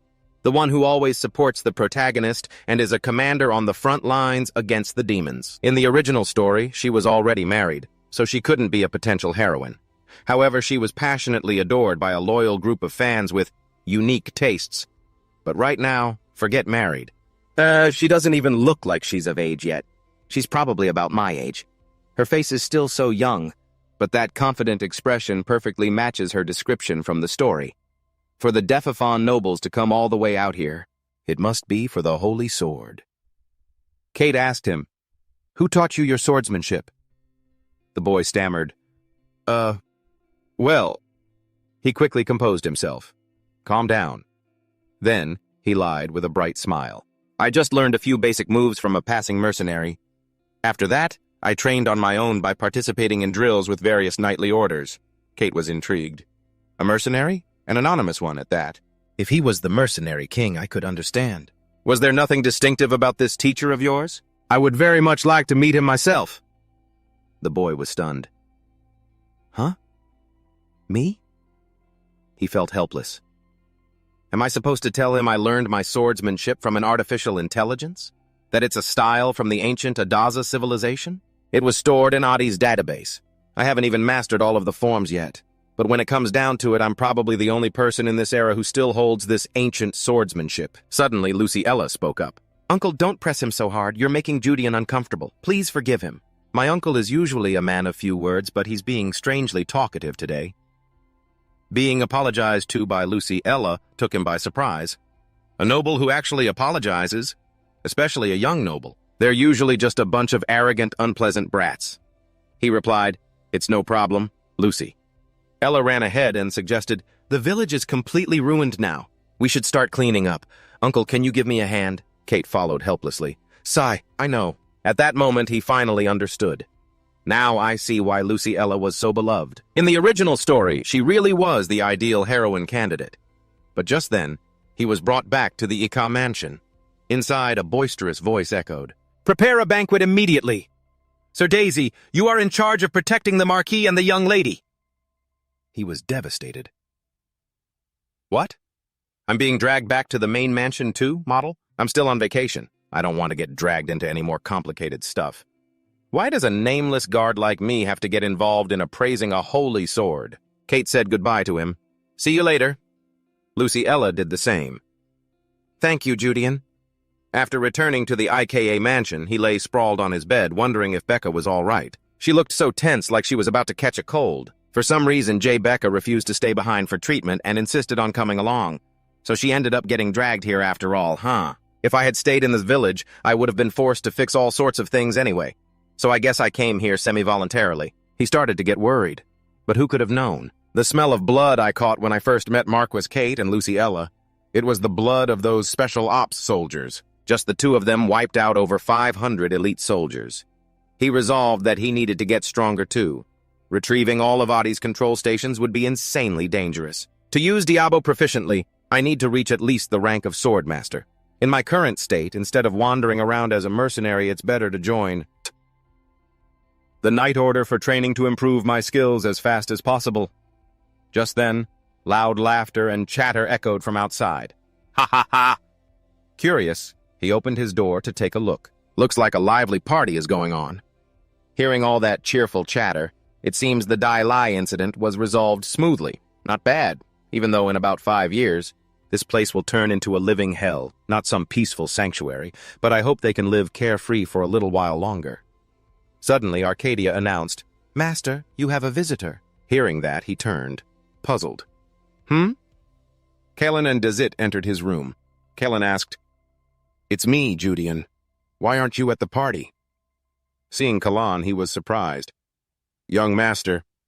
He scratched his head awkwardly. "What right do I have to attend a party for nobles? If I went in there, I'd just get chewed out." He then refused. "In any case, my status isn't worthy of attending." Kalen was confused. "What are you talking about? You are my guard. It's only natural that you follow and assist your master at the banquet." He was annoyed. "My apologies, young master." In his head, he wished the guy would just acknowledge that he was still on vacation. "Yes." Thinking this, he stood at attention and said, "That was very shallow of me." Seeing him admit his mistake pleased Kalen. "As long as you know your place, it's fine." Suddenly, Dazit spoke up. "So, Judian, I hear you also performed a great service this time, is that right?" He stammered, Yes, thank you, sir." He frowned, worried. "Has the news already reached the Count? Normally, it would take several days for the information to spread, and only after a proper investigation. That means Marcus Kate or Lucy Ella must have directly reported my achievements to the Count." "How unexpected." Dazit said, "The Count is very pleased with your performance this time." Suddenly, he felt a sense of unease. This is weird. Why is Dazit so talkative today? At that moment, the man stammered, "Well, things with Duke de Fifo's house went quite smoothly, but they made an additional request." Hearing that made him curious. "Oh, this is interesting. But is that something you needed to come and tell me in person?" Dazit got to the main point. "Specifically, you must enroll at the Imperial Academy and train there for 7 years." He was confused. "The Academy?" Dazit affirmed. "Yes." At this, all he could do was force a smile. I kind of saw this coming. Even though Kalen achieved a great feat by retaking Dai Lai, from the Duke's perspective, if that troublemaker causes any more problems, it'll negatively affect their reputation. They probably want Kalen to live quietly and behave for 7 years at the Academy to erase his notorious past. Right, what a pipe dream. Dazit spoke again, "And, for this trip to the Academy, Judian, you're included as well." After hearing that, he was stunned. "Me?" Catel, having just inspected the sword in his hand, said excitedly, "This is the real deal. The feeling of holding it is exactly the same as when I was a child." The people beside him responded enthusiastically. "That's great!" Catel continued, 55 years ago, Simierin was already a high-level knight. If he's a dark knight now, he must be at the master level." He showed his surprise. "We provided the information, but we didn't think you would actually succeed." "I'll have to change my view of Lionheart." He continued to praise him. "Sir Derek Windhouse truly lives up to his title as the Eastern Iron Master." Then, he unexpectedly issued a challenge. Would you be interested in a match with me sometime?" Sir Derek quickly accepted. "It would be my pleasure." Catel placed the certificate back on the table, to the astonishment of Canson and the brown-haired man. "This is the proof of the Holy Sword's retrieval. Let's conclude this matter here." Right after, he suddenly said, "I have a small request for the Count." The brown-haired man was surprised. "A small request?" He thought pensively, making it publicly before all the vassals. "Means this request has been discussed by everyone beforehand." Keitel continued, "Among your subordinates, sir, I know of a child named Ludian." The brown-haired man was slightly taken aback, but he quickly confirmed, "Ludian, yes, there is indeed such a child." Kaitheo continued with his proposal. "Would you be willing to send that child to me?" The red-haired man was a bit suspicious. "May I ask for what reason?" Kaitheo shared frankly. "To be honest, I see talent in that kid." He continued, "After looking into it, I learned he's a commoner and hasn't sworn an oath as a knight yet. So I want to bring him into the Duke's army." The red-haired man was skeptical. The Duke's army? Even many talented people aren't guaranteed a spot there. Then he recalled the image of a carefree, starving Rudian. He expressed his doubt about Rudian's talent. "Is that Rudian kid really so gifted? I heard he has no affinity for mana, though." In the end, he decided to agree. "My son may not want this, but since you've personally requested it, Of course I will hand him over to you. Seeing Luciella's excited expression upon hearing his agreement, the man was confused. What's this about? He thought for a moment, then continued, That child is the one I chose to be my son's attendant in the future. So, how about this? The man laid out his plan. For now, I'll send Rudian to the academy first. When the kid graduates, he will carry the name of both our families. After he graduates and becomes an official knight, I will let him decide for himself which family he wants to serve. Does that sound acceptable? He thought to himself, I'm not sure why the Duke wants the kid so badly. But if he's truly talented, I can just bring him back to my family then. After hearing his plan, Kai Theo also accepted it. Let him decide for himself? All right then. With a calm but calculating demeanor, the man said, On this occasion, I will also have my son stay at the academy. Kassan exclaimed in surprise, Father! He had already been planning to get Kalen enrolled as well. Perfect. Derek gave a firm order. Therefore, he will become an exchange student at the academy and must attend with our young master. Rudian agreed, but was also a little bewildered. It sounds fine, but doesn't anyone care about my opinion? Kai Theo, Luciola, and Rudian happened to meet again. Kai Theo greeted him cheerfully. We meet again. Rudian remembered the last time they met. They told him, See you later. You've worked hard, Rudian. He finally understood. See you later. So this meeting was their plan all along. Then Kai Theo gave a serious order. I'll give you 1 week to prepare. After that, you'll come with me to the capital. Rudian replied, Ready? Yes, sir. Luciella nodded, looking satisfied. Now that's wise. She continued, It's good to have a junior like you. Rudian said with relief, I'm also glad I don't have to do logistics. He thought to himself with a bit of self-mockery, I probably won't be seen as a junior, but more like Kalen's sacrificial pawn. Rudian regained his excited expression and said, Well then, I'll see you two next week. At a tavern near Barren Village, Mako held a glass of liquor and enthusiastically called out to Rudian, Hey, Rudian, have a drink. He continued joyfully, I can't believe our village is about to have a knight. Rudian waved his hand humbly and replied, I just have a chance to become one. Who knows if I'll actually make it? Mako continued to encourage him. You've already been accepted into the capital's academy. It's just a matter of time. He asserted confidently, I guarantee you'll join the Knight Order. The only important thing is which family you want to serve. Rudian suddenly remembered and asked, Oh, by the way, how is Rebecca? Mako replied gently, She's still resting. That incident was pretty serious after all. Rudian sighed softly. I see. Not long after, Rudian visited Rebecca at her bedside. He showed his sincere concern. Are you okay, Rebecca? Rebecca smiled weakly. I'm feeling a little better. I heard you're going to the capital to study. Rudian nodded slightly. Mm-hmm. Rebecca suddenly asked with a serious expression, looking straight into his eyes. Rudian, do you really have to go? Rudian was completely taken aback. This was the first time she had ever asked him something so directly. Rebecca expressed with a sincere voice, I think if you worked here, and you could live a peaceful and happy life. She hesitated before continuing. I know it's selfish of me to say, but I just wanted to ask. Rudian was lost in thought for a long time. He told himself, the original story is just the original story. The fact that I've been avoiding her because she's the heroine was just an excuse. He continued to think, an era of chaos is coming. Rebecca is important to me, but I ignored her because my background isn't as good as hers. Rudian gently placed his hand on Rebecca's, but now he sincerely expressed, I want that too. Rebecca reacted with surprise at his action. He continued to pour out his heart. Everyone thinks I must be thrilled about this big opportunity, but I'm not sure I even like it. Rudian said honestly, it's just something I have to do. Rudian thought to himself, if I ignore everything and stay here in about 15 years, Barren Village will disappear, invaded by the Rohan Kingdom, so she will lose this place. Then she'll meet the main character, Abin, and set off on an adventure. Rudian thought with a heavy heart. If I do nothing, Abin will still take care of the demons, but the village and its people will be gone. I don't want that to happen, especially not to Rebecca. I'm determined to be the only one who knows what's coming, so I'm going to stop it. He confided in Rebecca about what was to come, knowing it wouldn't be easy. But besides me, there's no one else who can do this, Rudian affirmed. So, the only way is to go to the capital. He thought to himself, I don't expect Rebecca to understand everything I'm saying. Rebecca asked timidly, Rudian, what if my eyes suddenly turned crimson red?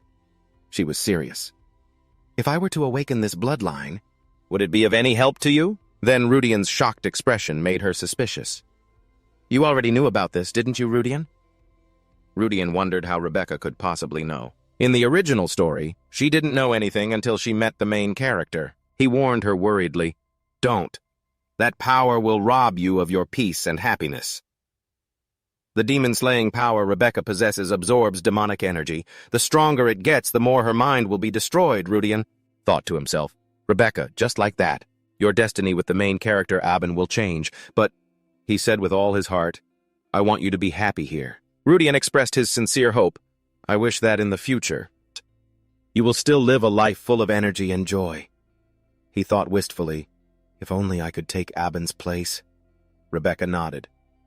"All right, I won't do it." Rudian smiled gently. "Good girl." Rebecca made a serious request. "But you have to promise me something." Rudian asked curiously, "What is it?" Rebecca said in a soft voice, "When everything is over." She continued with a pleading look in her eyes. "You have to come back to me." Rudian affirmed with certainty, "Of course I will." Rudian looked at the sword in his hand and accused it. "This was your doing, wasn't it?" The sword asked, "What are you talking about?" Rudian shouted angrily, "Rebecca's condition! You caused it, didn't you?" It repeatedly denied it. "You're overthinking things again." Rudian glared at it furiously. "Overthinking? The demon-slaying power only reacts to demonic energy, and it has to be from a high-ranking demon or stronger." Rudian warned, "If you use your demonic energy recklessly, that's a breach of our contract." The sword was surprised. "I can't believe someone in this era still knows about that. It seems following you was the right decision after all." Rudian replied with satisfaction. "So you admit it then?" The sword continued to deny it. "No. If I had done it, I would have been affected too." It emphasized, "As you can see, I'm perfectly fine. It's true that my power caused this, but it was only indirect." Rudian was stunned. "Don't tell me." A hand reached out to attack Rudian.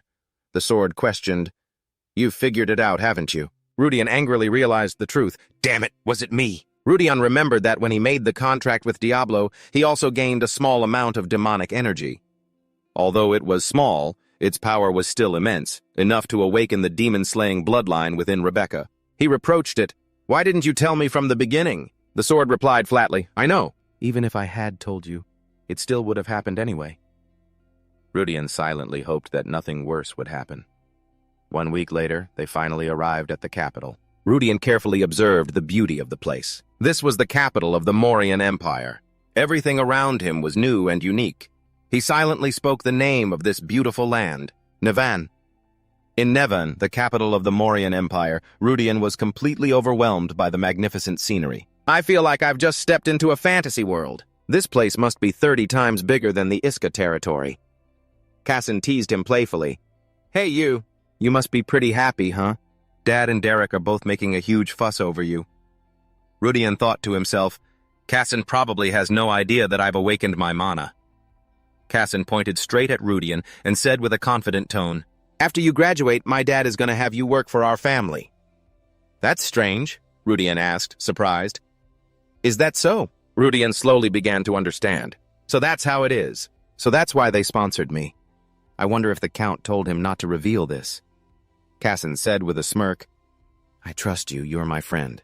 My dad told me to keep it a secret. But we're like brothers, so what's the point in hiding it?"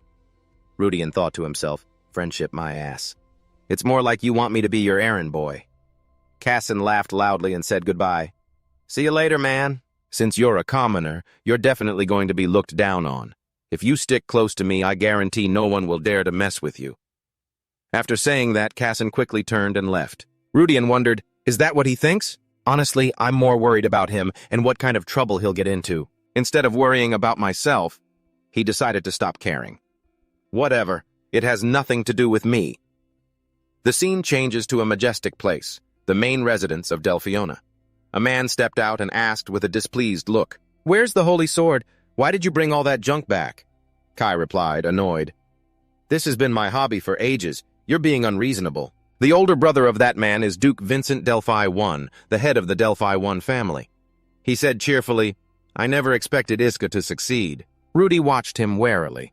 Duke Vincent Delphi I is Kelteo's older brother, an important figure in the Morian Empire. Kelteo respectfully presented the sword. "Here it is, brother," Vincent muttered softly. So the ancestor's prophecy was true. Rudian was surprised. A prophecy? Vincent gently ordered, "Let's go inside." He looked at Rudian and said with excitement, "You're Rudian, correct? It has been a long time since I've seen Kelteo take such an interest in someone. I have something I wish to discuss. Could you spare me a moment?" Rudian was both surprised and apprehensive. "He wants to see me? What could this be about?"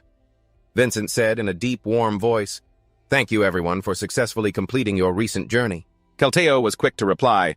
Retrieving the holy sword was no easy task. Rudian felt a bit suspicious. "This isn't a normal social call. They must have a reason for bringing me inside the mansion." Kelteo asked, "Don't you feel bitter about this, brother? After giving those Iska scoundrels so much?" Vincent replied candidly while sipping his tea, "I was willing to pay any price to bring him here." Kelteo looked confused. "This is strange. You've never cared about the Legion or paid any mind to the kids who were accepted, so why now?" he pressed. "Why did you go to such lengths just to bring him here?" Vincent just smiled. "I suppose you're right." He looked over at Rudian with great interest. "You are Rudian, aren't you?" Rudian replied politely, "Yes, Your Grace." Vincent responded in a relaxed tone, "Very good." "Yes," Rudian replied. The Duke continued, "I am aware that you accompanied Iska and participated in the dungeon raid. Is that correct?" Rudian answered honestly, "Yes, that's right." Vincent commended him. "I believe you were the one most instrumental in destroying the dungeon and eliminating Samidran, the creature living there." Rudian nodded. "Yes." He was quite surprised. How does he know so many details all the way here in the capital? Vincent quickly pressed on. "So that Samidran, did he say anything?" He stressed no matter what it was he said. "Tell me everything," Kelteo asked, confused. "Brother, what do you mean by that?" Rudian thought to himself, "Samidran. I think he stole something from the Duke. There's no reason to hide it." And so, he told them everything that happened. Vincent asked again. "He said, 'You fools, don't you realize the very ground beneath your feet is rotting?'" Rudian recalled. The strangest thing was, right before he vanished, he said the word master. Vincent's brow suddenly furrowed, a clear look of anxiety on his face. Kelteo called out worriedly, "Brother?" Vincent grew pensive. "The sword has prophesied it," he said gravely. "Our ancestors took action to atone for their sins, but it seems what is fated to come will come." Kelteo asked, "What do you mean, brother?" Vincent shook his head and laughed loudly. "It's nothing. Thank you for telling me." Rudian was visibly lost in thought and remained silent. Afterwards, they made their way to the Royal Academy. The headmaster said in surprise, "It's quite rare to see an exchange student personally escorted all the way here." Kelteo laughed in response. "It has been a while, headmaster." The headmaster of the Royal Academy, Viscount Rosus Bay Valentine, recalled, "I believe we last saw each other at the Crown Prince's birthday banquet, didn't we?" Rudian looked at the old man, filled with excitement. 35 years ago, he was a renowned god of war in the campaign against the Manzi. So this is Rosus Bay Valentine? Kelteo introduced him. "He comes from Iska. His name is Rudian," Rosus teased. "Oh, so you retrieved the holy sword and got a bonus gift to go with it?" Kelteo quickly retorted, "He's not some useless tag-along." Rosus was surprised. "What? Exceptionally talented and intelligent?" Kelteo replied nonchalantly. "He could probably be compared to Gru." Rudian flinched. "What?" Rosus repeated in astonishment. "On par with Gru?" Rudian recalled, "Gru is the only one on the protagonist's side who is strong enough to fight against the gods. If I'm like Gru," he thought, "then this is a complete disaster." Then Kelteo added, "There's no need to test him. You'll see for yourself in a few years." He added a careful warning. "But he is a commoner, so I hope you'll keep an eye on him." Rosus nodded. "There aren't too many bullies at this academy. I'll take note. If I find any, I'll beat them just like I did the Manzi." Rudian stepped into his dormitory at the academy and was stunned. "What in the world? What?" He couldn't hide his surprise as he looked at the clean, spacious room in front of him. "This is my own room? It's just as beautiful and nice as Kalen's room?" Kelteo, standing beside him, remarked, "You'll be living here for the next 7 years. Like it?" Rudian replied cheerfully, "Of course I do." "But why have you done so much for me, sir?" Rudian was incredibly curious. "I've already reviewed the contract. Other than your side sponsoring the Iska family, they aren't obligated to do anything else." Kelteo just laughed heartily. The reason is simple. We want to invest in a future star. Rudian was suspicious. Isn't this an unusually large investment? And despite the cost, there are no strings attached in the contract. Kelteo praised him. The Lord Secretary is as sharp as they say. He revealed, I made a bet with the Count regarding your future after graduation. He continued, it's a wager on whether you'll choose to follow Leonhardt or join the Honor Knights. Rudian was exasperated. You've got to be kidding me. Kelteo quickly reassured him. That's all there is to it. There are no binding conditions in the contract. Rudian hesitated for a moment, but then told himself, it's not like I plan on choosing either side anyway. This is just a stepping stone for me to achieve what I truly want. Kelteo smiled brightly and waved. I'm so looking forward to the day you make your choice. Meanwhile, Rudian was just planning to sneak away. In Rudian's room, he quietly called out, Diablo. Diablo replied, What is it? Rudian asked suspiciously, Can you sense any traces of magic in the Delphione mansion? Diablo wondered, Why the sudden question? He stated firmly, I'm certain there are no traces at all. Rudian's voice grew serious. Are you sure? Diablo retorted, annoyed, You little punk. Even though my senses are damaged and sealed within this sword, do you really think a being like me, Diablo, can't sense something like that? Diablo asked slowly, Is something bothering you? Rudian sighed. Yeah. In the story, Duke Vincent and Kelteo were assassinated by demons. After that, Luciella took over managing the Delphione family. That whole incident with the ducal family is just a small piece of the overall mystery we have to solve. Rudian wondered, but why? Honestly, by the laws of cause and effect, I can understand what happened to Kelteo. But for the Duke to also be murdered, that's hard to believe. He continued his analysis. Kelteo was definitely murdered on a trip to the desolate outskirts. There's nothing suspicious about that. But the Duke was killed right in the middle of the bustling capital. Rudian voiced his suspicion. There's no way it was demons. If it were, all the other nobles in the capital would have been targeted too. Rudian concluded, Something is very wrong here. Something absolutely terrible. Maybe I should try to get closer to the ducal family to find out more. Later, Rudian went to meet up with the others at the academy, but the atmosphere was a little tense. Everyone around him was staring at him.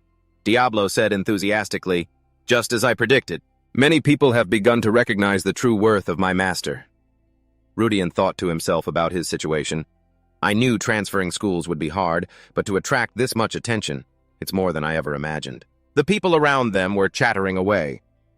So many fascinating souls in human terms. Is this what they call a miracle? Rudian scowled. Can you be quiet for just 1 second?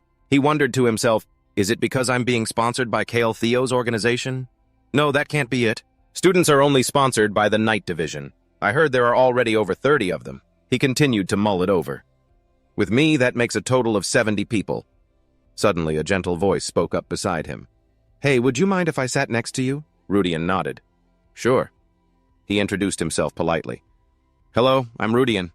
The other person waved in a friendly manner. It's a pleasure to meet the famous transfer student. He's a third year at the Royal Academy. I'm Edel. He then added, My name is Edel. We're from the same organization, which makes me your senior. Rudian replied respectfully. It's a pleasure to meet you, senior. But wait, famous transfer student? Edel looked surprised. Huh? You really don't know? It's been almost 15 years since the organization brought in another transfer student. Rudian calculated in his head, 15 years is a long time, but is it really something worth this much attention? He thought to himself, I'm just an ordinary person, not some prince or princess transferring in. I'm just a complete nobody. Edel seemed a bit flustered. You really have no idea? You must know. Transferring into this academy is basically forbidden. Rudian replied quietly, I'm aware of that. Edel explained further, the only people allowed in are either extremely distinguished or high-ranking nobles with close ties to the royal family. In your case, it's probably because the Sword Saint, Kelteo, personally brought you here. Edel added, and ever since the Sword Saint group left, there hasn't been a single transfer student from our organization to come here. That made Rudian jolt slightly. The Sword Saint group was also from the Delphione organization? Edel added, not only that, but it's the same for the young lord of House Iska, the one who was just named a Sword Saint. He's also getting attention for a similar reason. Rudian suddenly recalled, now that you mention it, Callan is in the same department but a different class, right? He let out a small sigh of relief. I have no desire to see that guy anyway. Then Edel got to the main point. The reason I came to find you is because of a special request from the student council. Rudian asked, surprised. The student council, you say? Edel calmly replied, Princess Luciella, you've met Sir Theo already, right? You've surely heard her name. Rudian looked visibly stunned. Luciella is the student council president? Edel suddenly stood up from his chair and said, It's normal for a commoner new to this academy to feel out of place.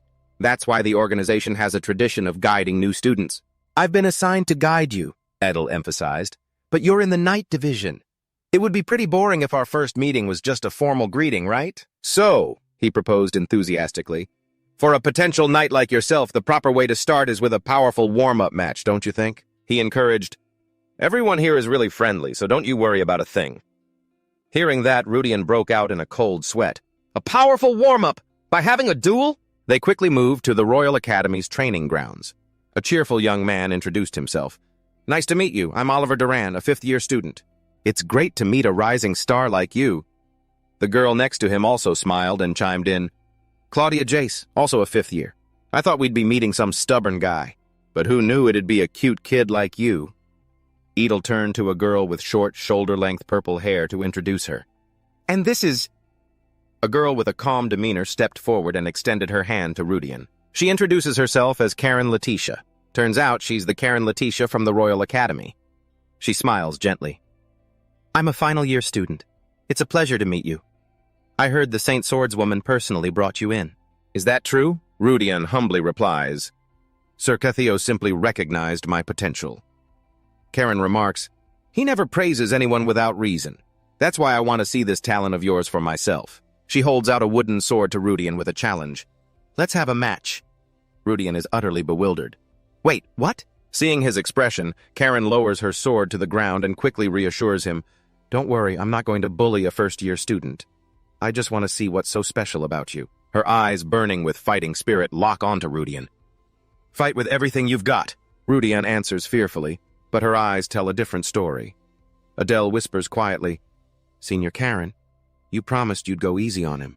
Without hesitation, Karen jabs her elbow into Adele's neck and gives a mysterious smile. I said I'd go easy on him, not that I'd let him win. I just plan on testing you. Adele wonders, isn't that the same thing? Oliver says excitedly, I have to admit, I'm pretty curious too. Claudia adds, I heard that Sir Theo has only ever chosen one other person before, and that was Lord Group himself. Two streams of tears flow down Rudian's cheeks as he wonders, is there really no other way out? Or maybe I should just beat all of them and get this over with. Karen seems intrigued by his strange sword style. That's an unusual technique.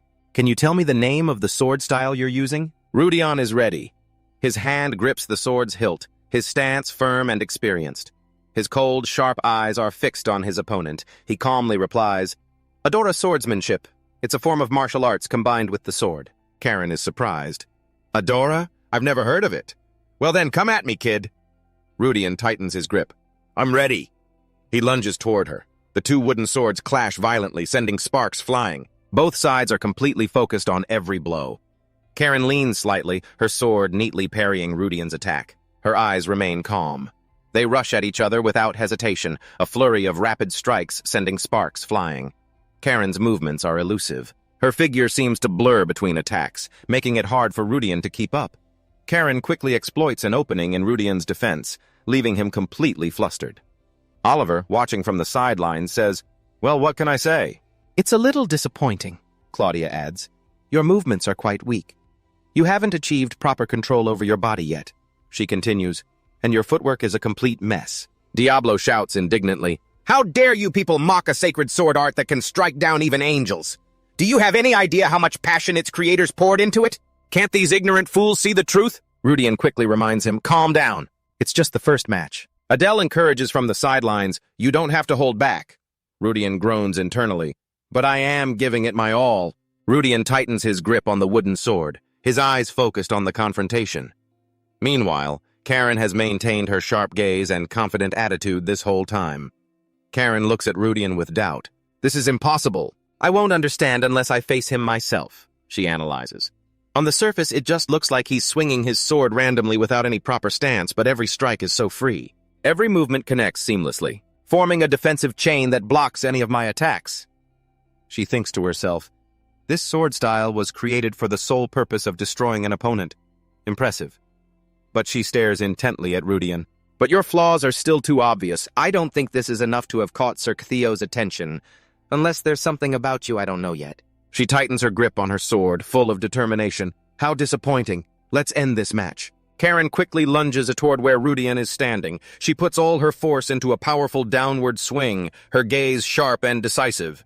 The powerful attack seems like it will overwhelm Rudian instantly. However, with his exceptional reflexes and strength, Rudian quickly blocks the attack. That leaves Adele and Claudia completely astonished. What? Karen is just as stunned. How? She's flabbergasted. That was an attack enhanced with mana. No one can block that unless they also use mana, which means, after blocking the attack with sheer strength, Rudian shouts, "That's cheating! Senior!" After that, he quickly swings his sword to knock Karen away, catching her off guard. Rudian feels a sharp numbness in his arm. Did she really channel mana into a wooden sword? Was she trying to make a fool out of me in front of everyone? Karen thinks to herself, a new student who can use mana, and a commoner, no less. Karen has a revelation. So, now I understand why you were transferred here. That last move, I never thought you'd be able to block it. She lowers her sword and bows to Rudian. I apologize for challenging you like that. As a senior, I shouldn't have used mana in my sword, Rudian replies bluntly. I hope this doesn't happen again. He thinks to himself, I'm sure Luciella recommended me with good intentions, but her judgment of character is terrible. Karen makes an offer to make amends. To make up for this, I will grant you one request. Will that serve as proper compensation? What was I thinking using mana on a first year? The three people outside were stunned. Senior Karen is apologizing? He blocked an attack infused with mana? But then Kepler strode forward with an icy gaze. What's all this noise? Karen Adele hurriedly explained, I was carrying out Lady Luciella's mission to guide the new students, Senior Kepler. The thing is... But Kepler glanced over. One look is all I need to understand. You got arrogant, wanted to test his abilities, and got countered, didn't you? Karen turned to Elvin in surprise. Then Kepler turned to Rudian and said, It's not like she did it on purpose. My apologies. Rudian tensed up.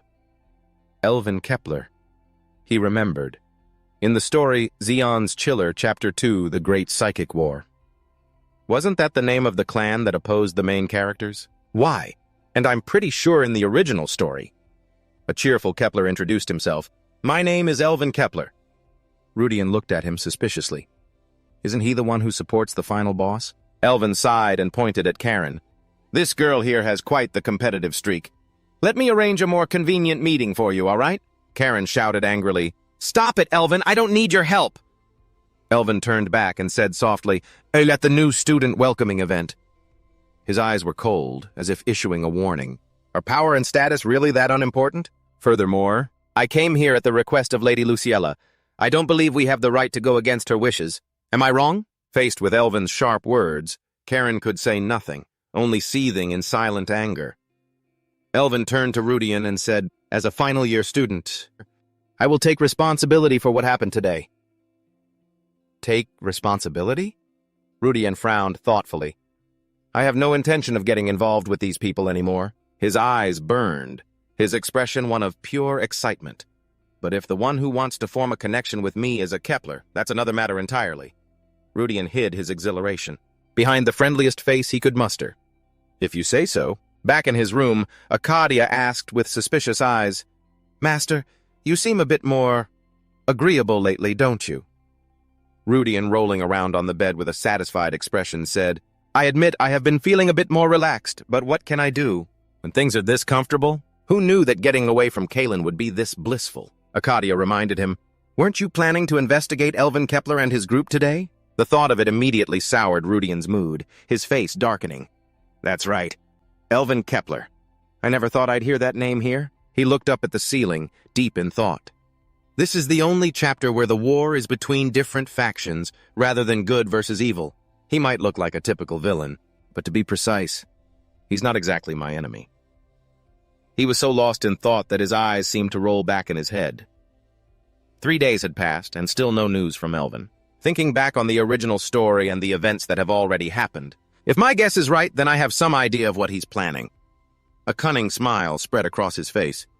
In that case, I'll make the first move. Rudian immediately sat up and asked the sword, Diablo, if we have to face the demons, can we borrow your power? The sword replied instantly, of course. Kid.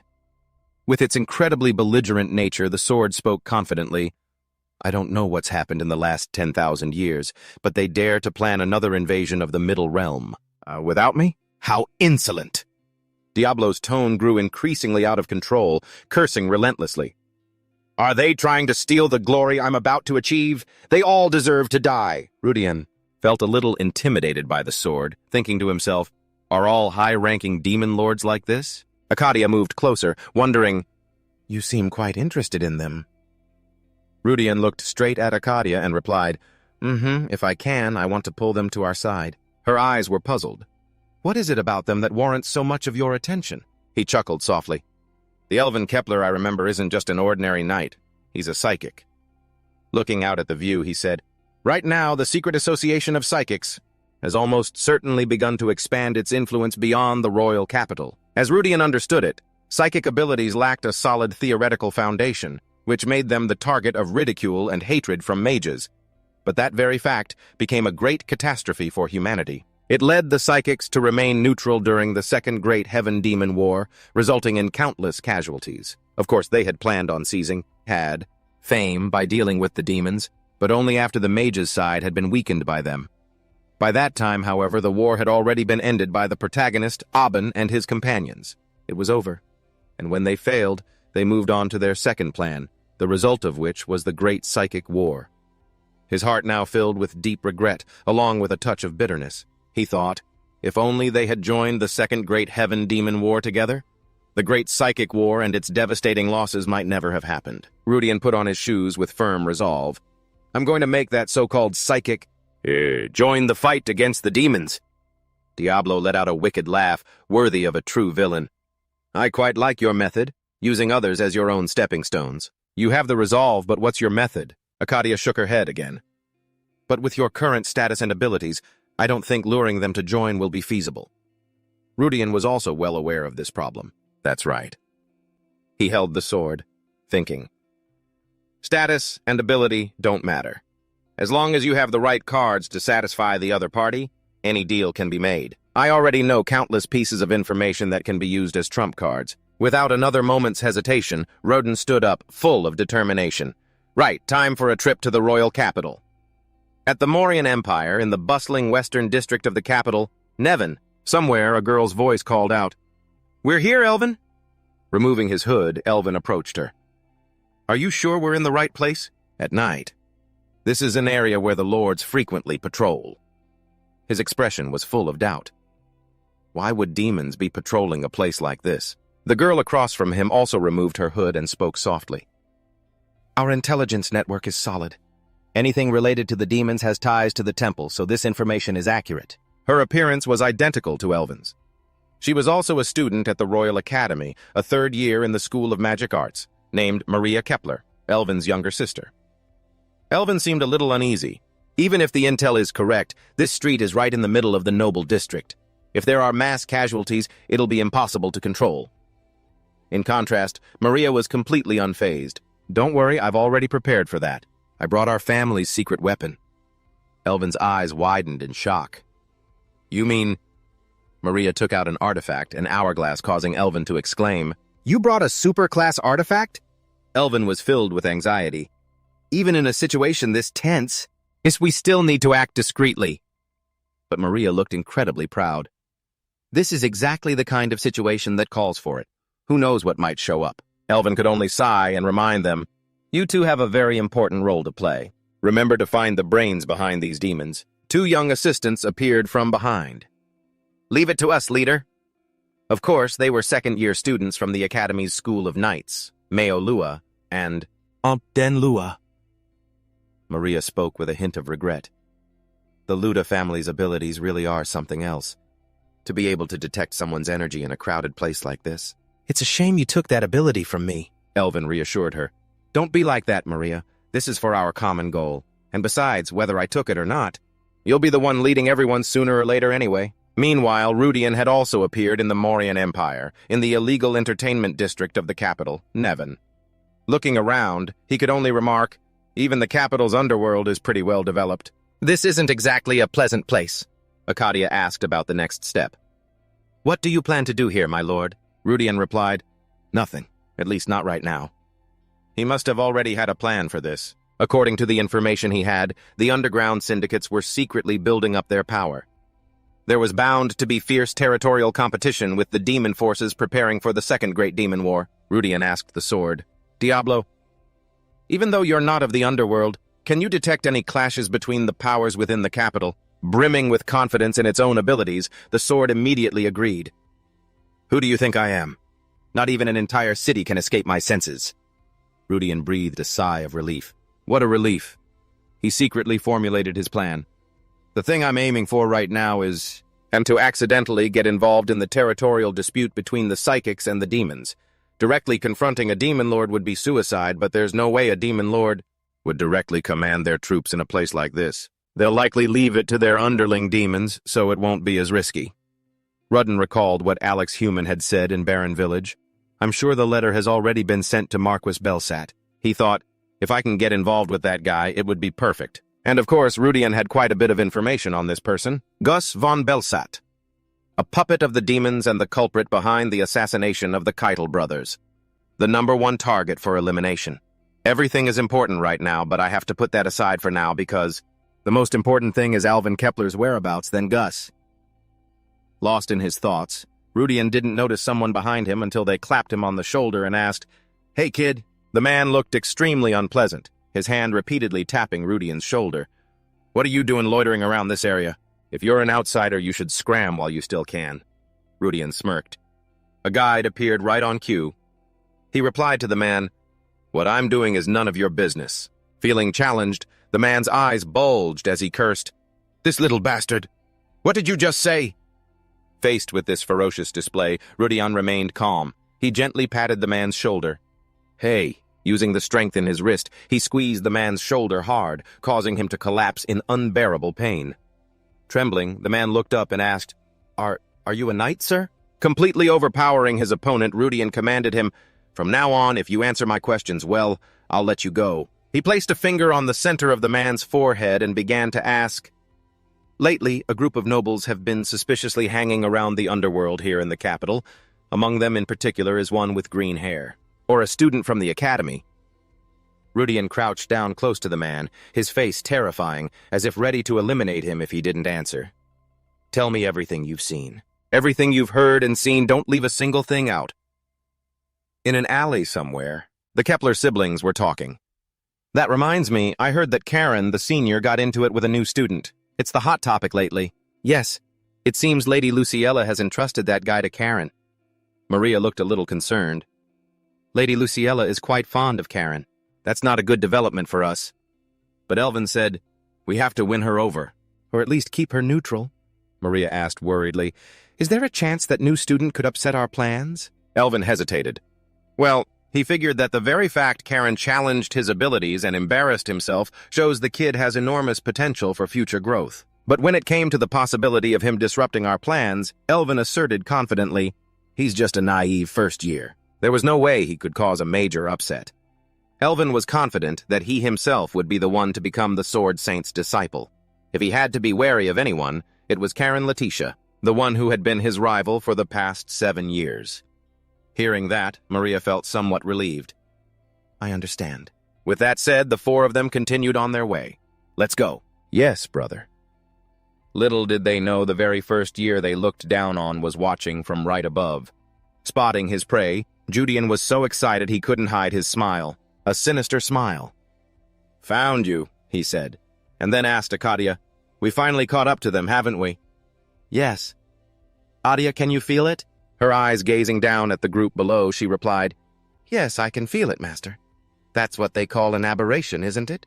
It's hard to believe something so bizarre would appear in a place like this. This is quite a surprise, though not entirely unexpected. Judian knew very well about Elvin's younger sister, the most powerful psychic in history and the final boss of the Great Esper War, an existence beyond imagination, Maria Kepler. Judian then turned to his sword, Diablo. Is your stealth magic perfect? Though confident, Diablo still offered a cautious reminder, Normally, I'd ask if you even need to question the power of a Venarian, but this time it's probably better to be careful. Judean, for his part, did not let his guard down for a second. That's right. If the Kepler siblings are taking action personally, then this is no simple matter. The three of them immediately moved out. Let's go. Time for the exciting part of our tour of the capital. Denluda had discovered something. The young boy pointed ahead and said, "It's here!" It was a grand theater frequented by many nobles, the El Granja Theater. Elvin seemed to have guessed who was behind the demonic beasts. So it's connected to that guy. Damn it, mages are always so full of themselves, and yet they have no idea what's happening right under their noses. He asked Maria, "What are our chances?" Maria figured the Marquis could be a demon or a lackey, but said, "According to the records passed down in my family, it shouldn't be a major problem. However, we can't let our guard down. If there are many opponents, or if they fight with everything they have, it will still pose a challenge for us. The chances of a demon lord being in direct command are pretty low.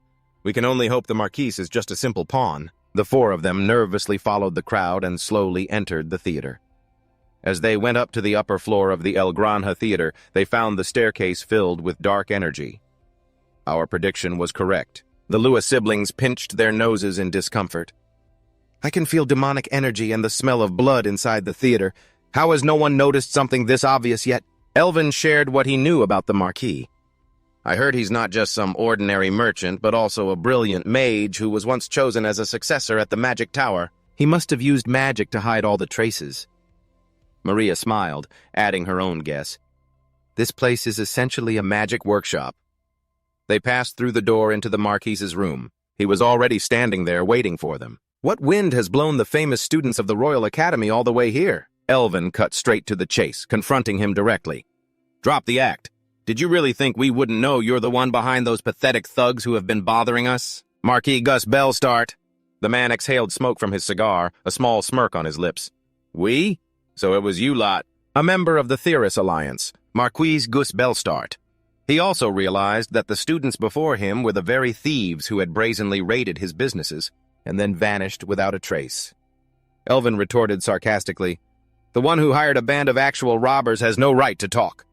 The old Marquis furiously crushed the cigar in his hand. His voice dripping with contempt, he spat, "The Kepler and Lua families are nothing but lowly commoners without even a proper territory to call your own, and you dare to meddle with my Theris alliance? Your families had better prepare for the consequences." His family's honor insulted, Elvin flew into a rage.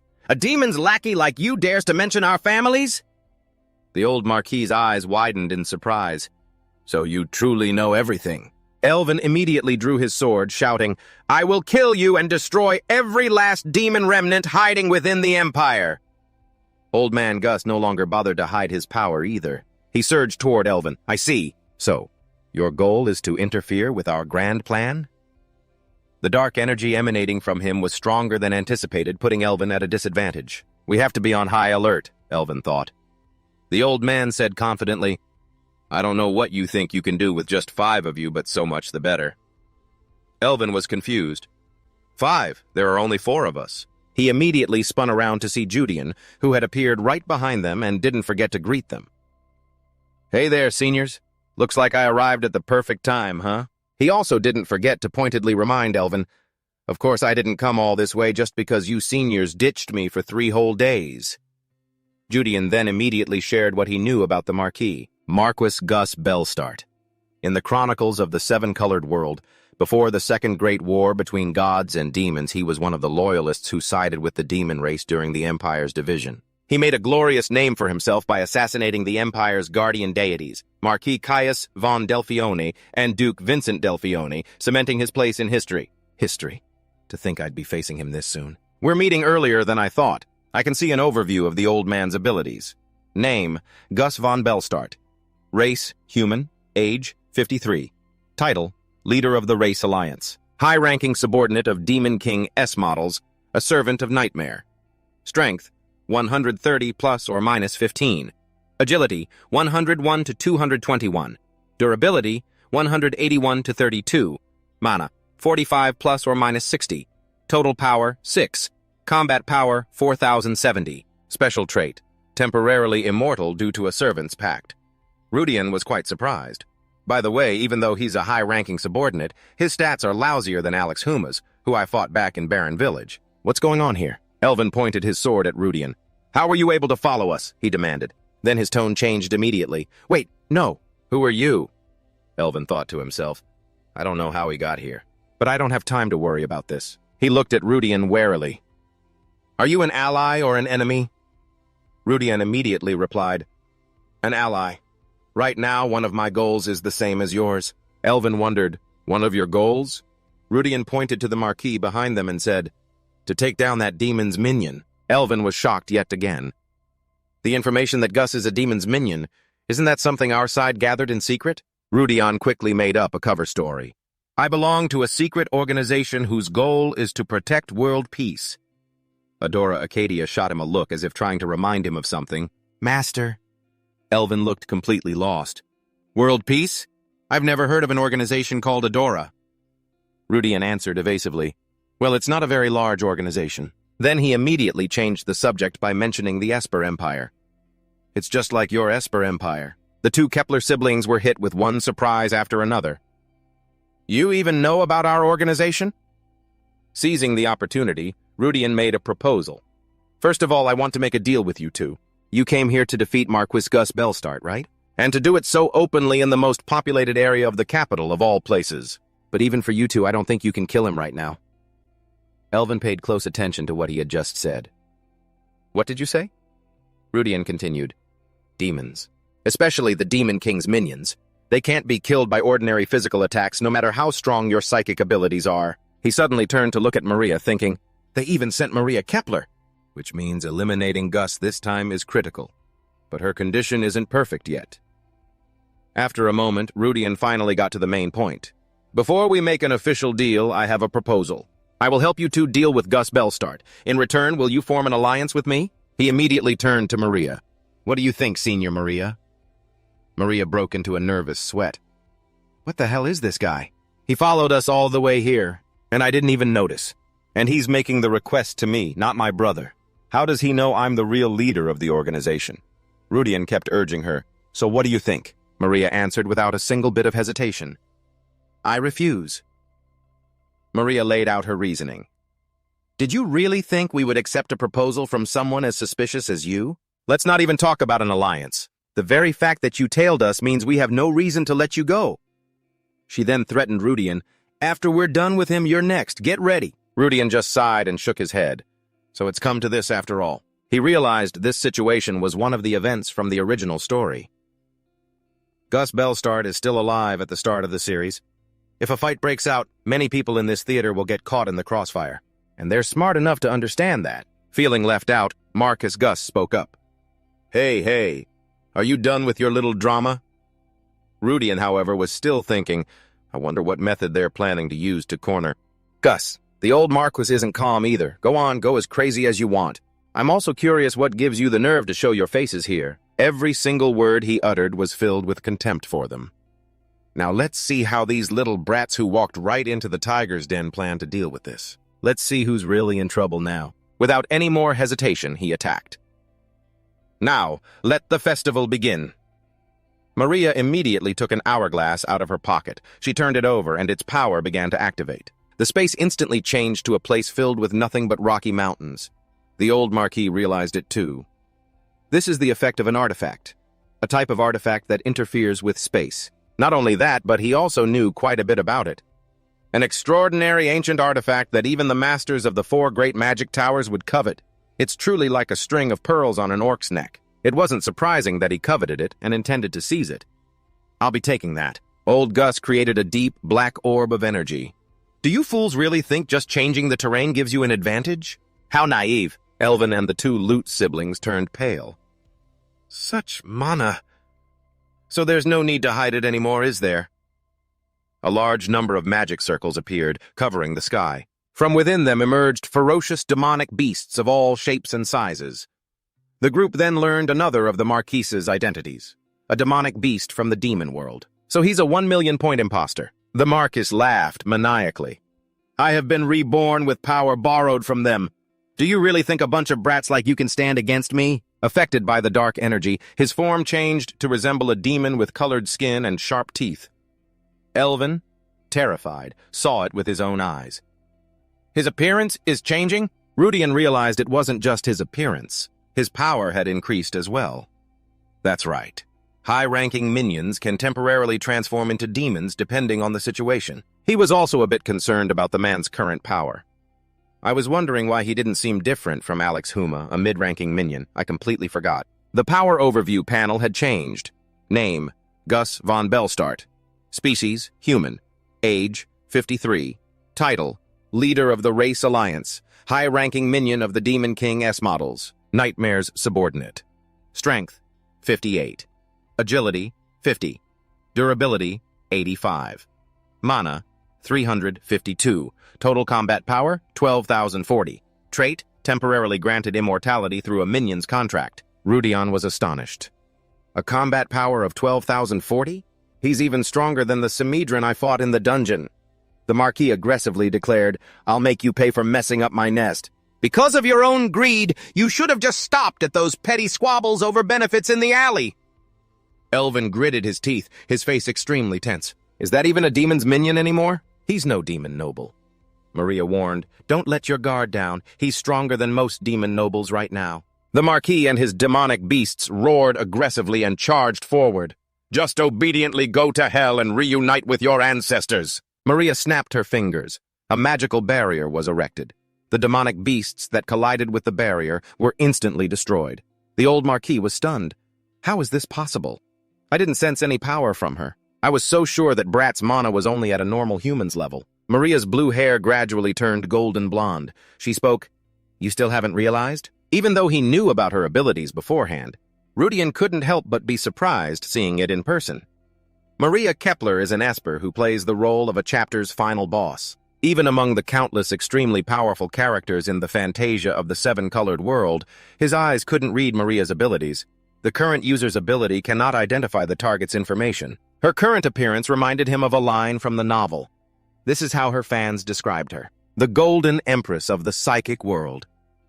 Maria declared majestically, "This place will be your grave." The Marquis couldn't believe his eyes. What? An ordinary human cannot possess that kind of power. Maria floated in midair, her entire body radiating a brilliant light. She looked down at old Gus with contempt. Even at this point, you still can't believe your own eyes? No matter what you do or what method you use, the result won't change. The immense source of power shook space itself. The Marquis ordered his demonic beasts, "Go! My minions, tear that bitch to shreds for me right now!" The demonic beasts charged forward frantically, baring their giant, sharp fangs as if they wanted to eat their opponent alive. The old Marquis's pupils constricted completely. The scene before his eyes became blurry. Am I seeing an illusion? Maria used her power to warp space itself. In that moment, the Marquis hurriedly spoke up to plead for a truce. Wait, let's make a deal." Maria paused, giving him a moment to present his deal. "A deal?" The old man proposed.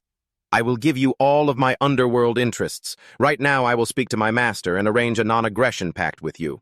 Isn't that what you wanted in the first place? If you want, I'm willing to hand over my share of the alliance as well." Maria paid no mind to his words. She burst out laughing, then replied to his offer with a cold gaze. "That's hilarious!" The Marquis was in absolute panic. Red flashes appeared in his eyes as he begged relentlessly. Wait! Not letting him say another word, Maria immediately finished him off along with the demonic beasts. They were annihilated one by one, screaming pathetically. Rudian was also overwhelmed by her power. She truly is the Empress of the psychic world. That's exactly why, he resolved. For my future plans, I must make her my ally. Everything was annihilated in a single blow. In front of him, only a pile of rubble remained.